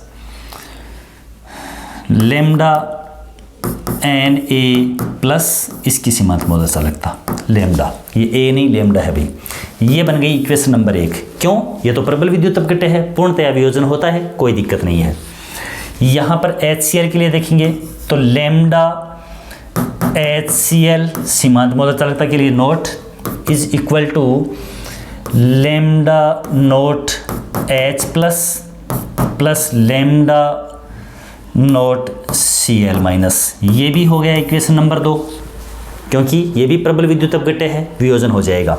इसके बाद अपन देखेंगे जो प्रबल विद्युत अपघट्य NaCl है उसके लिए, तो देखो lambda NaCl naught is equal to lambda naught Na plus और plus lambda note Cl minus. ये हो गई समीकरण नंबर 3। कोई दिक्कत नहीं है क्योंकि ये प्रबल विद्युत अपघट्य हैं और जो अपना कोलराउस रूल है वो यही कहता है कि किसी भी विद्युत अपघट्य की सीमांत मौलिक चालकता उसके ऋणायन और धनायन या फिर धनायन और ऋणायन उनकी सीमांत मौलिक चालकताओं के योग के बराबर होती है। निकाल लिया। इसको अपन कंप्लीटली डिवाइड नहीं कर सकते इस तरह से। क्यों? क्योंकि इसका वियोजन नहीं होता है, कंप्लीट पूर्णतः वियोजन नहीं होता है, यह दुर्बल विद्युत अपघट्य है। तो फिर अपन क्या करेंगे, यहाँ पर समीकरण 1 और 2 को जोड़ेंगे क्योंकि ये जुड़ रहे हैं, संयोग कर रहे हैं, और उनमें से समीकरण 3 वाली सीमांत मौलिक चालकता को क्या कर देंगे, घटा देंगे। अब देखो ये घटाने के ऊपर और किस प्रकार से इसको लिखा जा सकता है।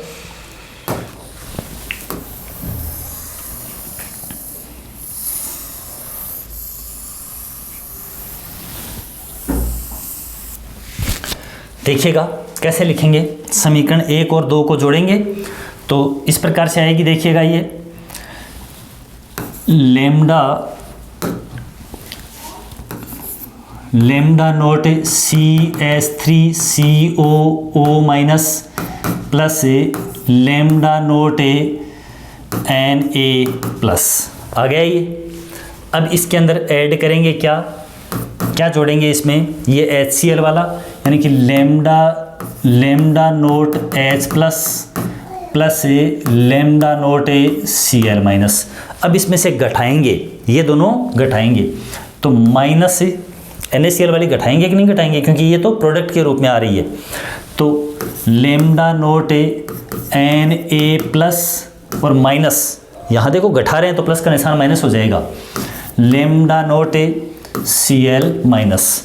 अब इसमें देखिएगा ये Cl minus lambda note Cl minus plus का है, ये माइनस का है, ये Na प्लस का है, ये माइनस का है।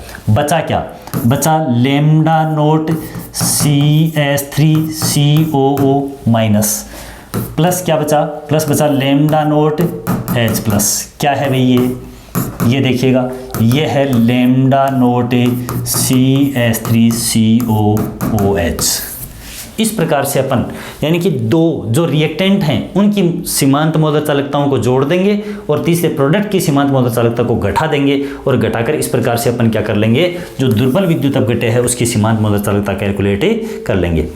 अब आप सोच रहे होंगे इसका मीनिंग क्या हुआ, इसमें से क्वेश्चन कैसे पूछेगा। तो क्वेश्चन इतना सिंपल है जिसकी कोई हद नहीं। देखिएगा कैसे क्वेश्चन पूछेगा।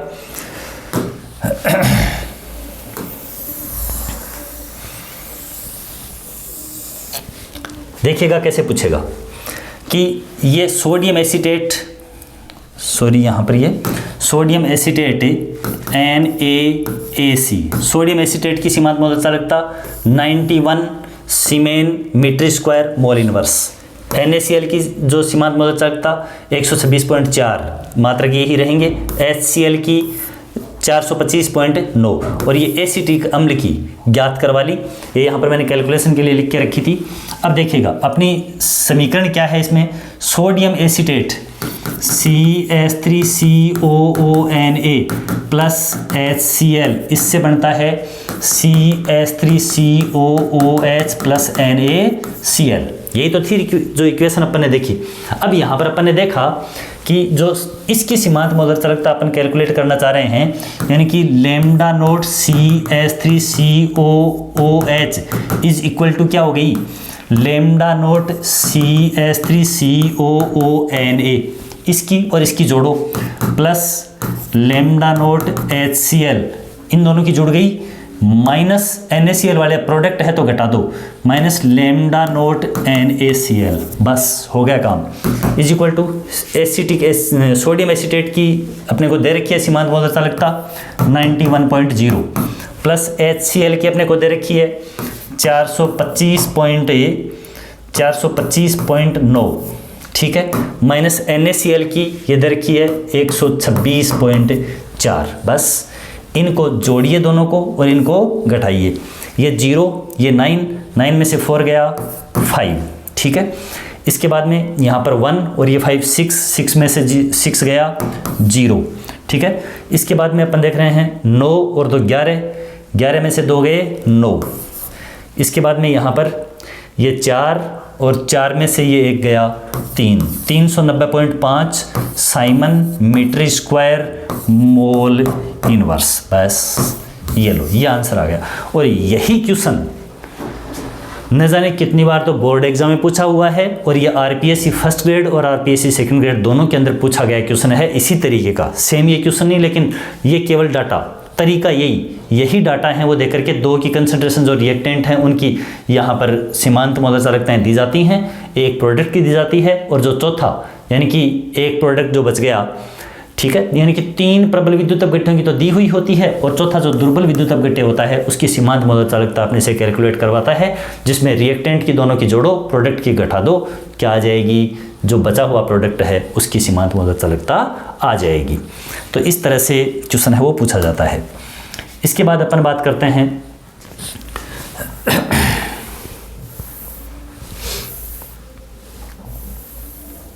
दूसरा जो अपना यूज। पहला तो था दुर्बल विद्युत अपघट्य की सीमांत मौलिक चालकता ज्ञात करना, तो 2 की जोड़ो तीसरे की घटा दो, ये इतना ध्यान में रखना है बस, और कुछ नहीं। अब है दुर्बल विद्युत अपघट्यों के वियोजन की मात्रा एल्फा।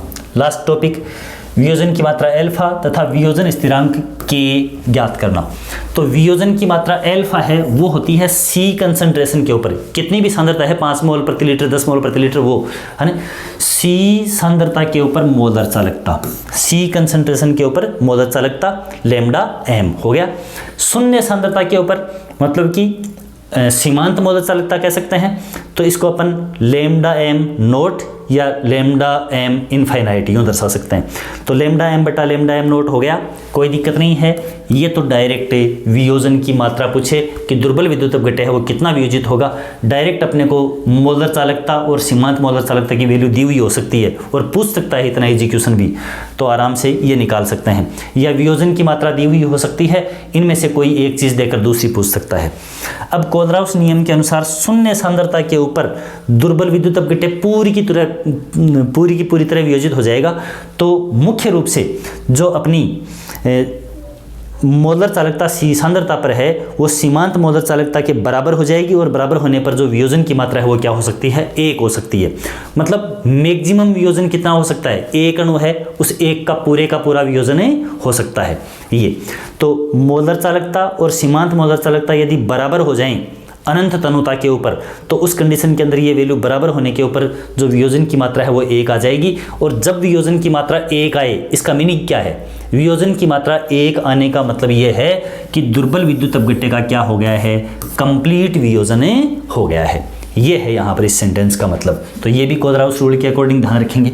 अब देखो, दुर्बल विद्युत अपघट्य के वियोजन के लिए वियोजन की मात्रा एल्फा, ठीक है, उसका मुख्य रूप से अपन जो फॉर्मूला डेराइव करते हैं और जो k है, वियोजन स्थिरांक k है, उसके बीच में क्या संबंध रहेगा ये निकालेंगे।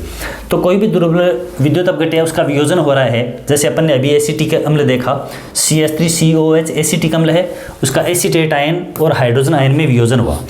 पहले टाइम t बराबर 0 पर, यानी जब रिएक्शन स्टार्ट नहीं हुई, वियोजन स्टार्ट नहीं हुआ, तब अपन ने इसका 1 मोल लिया था, वियोजन बिल्कुल भी नहीं हो रखा था। अब अपन कहें कि टाइम t पर 2 सेकंड बाद, 10 सेकंड बाद, कितने भी समय बाद एल्फा मात्रा वियोजित हो गई। तो इसके एल्फा अणु जब वियोजित हुए तो एल्फा आयन ही बड़े, एसीटेट आयन, और एल्फा आयन ही किसके बड़े? हाइड्रोजन आयन के बड़े। तो ठीक है भाई, दोनों के एल्फा एल्फा आयन बन गए। तो एक में से एल्फा का वियोजन हो गया, तो अब टाइम t के ऊपर इसके मोल कितने बचे? 1 माइनस एल्फा बचे। ठीक है, अब इसकी अगर, ये तो है मोल, सांद्रता होती है मोल प्रति लीटर आयतन, तो आयतन होता है सांद्रता गुणा मोल।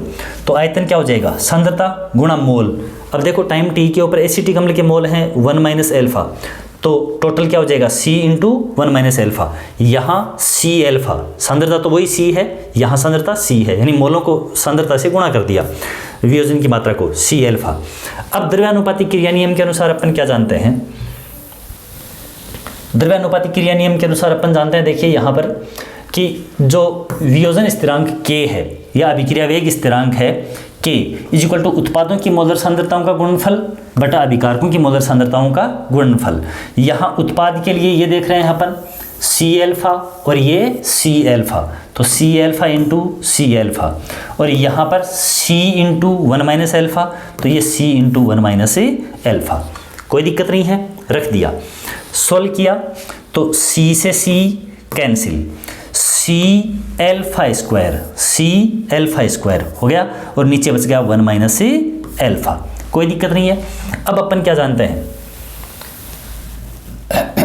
अपन जानते हैं alpha is equal to lambda m upon lambda m nought, ये जानते हैं। वियोजन की मात्रा ये थी, तो ये वैल्यू देखिएगा C into lambda m upon lambda m nought का स्क्वायर कर दिया, नीचे 1 minus lambda m upon lambda m note, रख दिया एल्फा की वैल्यू। अब देखिएगा यहाँ पर ये फॉर्मूला किस प्रकार से आएगा, ऊपर इसको आप दोबारा से इस प्रकार से लिख सकते हैं, देखिएगा, इज इक्वल टू C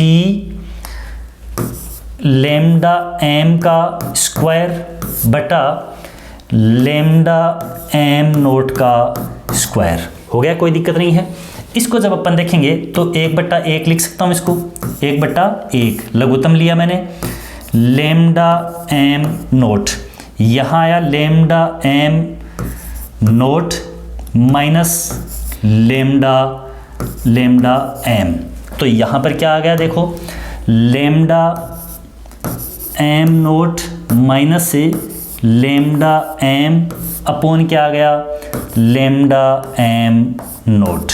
आ गया कि नहीं आ गया? ये लघुत्तम लेने के ऊपर। अब देखिएगा लेमडा m नोट से ये स्क्वायर वाला कट गया, तो नीचे क्या बचा? यहाँ पर तो ये ऊपर तो बच गया C लेमडा m स्क्वायर, तो C लेमडा m स्क्वायर, नीचे क्या बच गया? लेमडा m नोट, फिर इसके मल्टीप्लिकेशन में क्या बच गया? Lambda m note minus lambda m। तो ये जो अपना पूरा फॉर्मूला हो जाएगा वो क्या हो जाएगा? वियोजन स्थिरांक और सांद्रता के साथ में संबंध हो जाएगा। ठीक है, और अदरवाइज अगर अपन ये देखें इस पद में, यहाँ क्या हो जाएगा? जो वियोजन स्थिरांक k, सांद्रता C और वियोजन की मात्रा एल्फा, इनके बीच में संबंध हो जाएगा।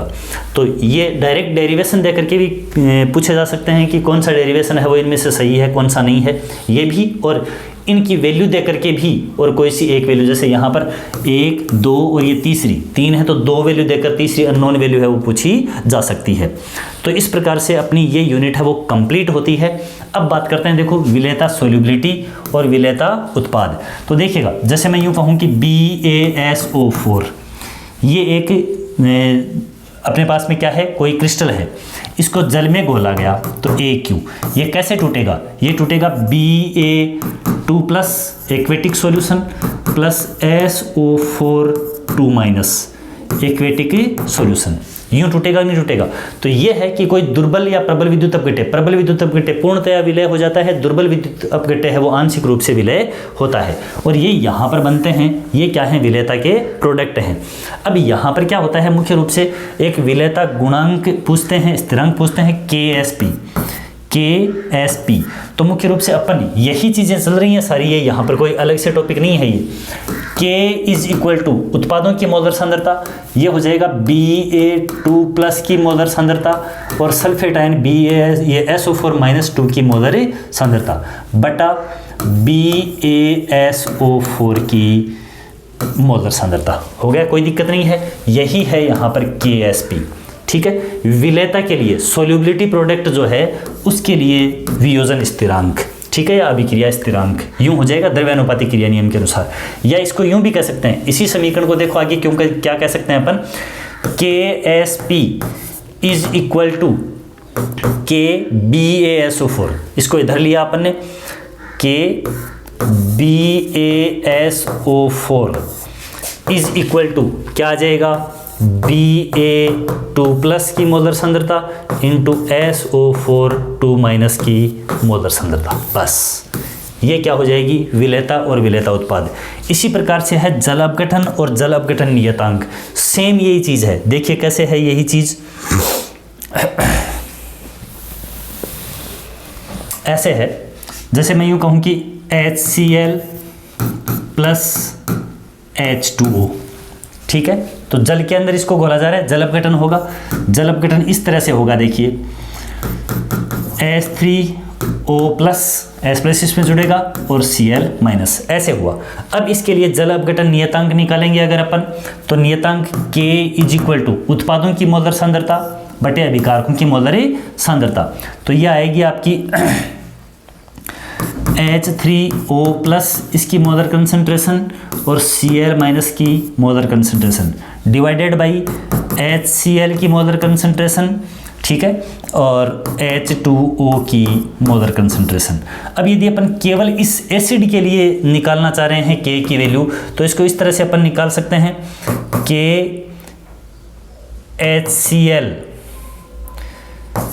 इज इक्वल टू, इसको इधर ले लीजिए, K मोलर कंसंट्रेशन किसकी, H2O, ये ऊपर चली गई, इज इक्वल टू यहाँ बचेगा क्या, H3O plus Cl minus upon HCl की मोलर सांद्रता। ये क्या आ गया, केवल HCl के लिए, और ये वियोजन स्थिरांक का मान या जल अपघटन स्थिरांक है उसका मान आ जाएगा। ठीक है, तो इस प्रकार से अपनी ये इलेक्ट्रोकेमिस्ट्री वाली यूनिट है वो कंप्लीट होती है, और मैं समझता हूँ कि इसके बाद में आपका कोई भी क्वेश्चन है वो इलेक्ट्रोकेमिस्ट्री से संबंधित, और विश्वास के लिए आप पीछे की एग्जाम्स के अंदर जो आए हुए क्वेश्चन हैं उनको निकाल करके देखें, बिल्कुल सारे क्वेश्चन हैं वो इस मैटर में से लग जाएंगे। उम्मीद करता हूँ ये मात्र 2 घंटे का या 2.25 घंटे का सेशन है, वो आपकी एक यूनिट को पूरा कंप्लीट करेगा। अगर आपको ये वीडियो पसंद आया हो तो निश्चित तौर के ऊपर चैनल के ऊपर लगातार बने रहें। समय समय के ऊपर आपको जो लगातार 22 यूनिट हैं केमिस्ट्री की सेकंड ग्रेड के अंदर, 1 यूनिट पहले सॉल्यूशन वाली करवाई जा चुकी है, हालांकि उसके मैंने 3-4 वीडियो बनाए, लेकिन अब मेरा इरादा यही रहेगा कि 1 या 2 वीडियो के अंदर ही और प्रत्येक यूनिट को कंप्लीट कर दिया जाए, क्योंकि टाइम है वो सेकंड ग्रेड के लिए बहुत ही सीमित समय है, और अलग अलग बहुत सारे सब्जेक्ट वगैरह हैं, फिजिक्स केमिस्ट्री बायो वगैरह, और जीके वगैरह भी पढ़ना होता है, तो बहुत ही कम समय के अंदर और अधिकतम मैटर है वो आपका क्लियर किया जाए, ऐसा मेरा मेन मोटिव रहेगा।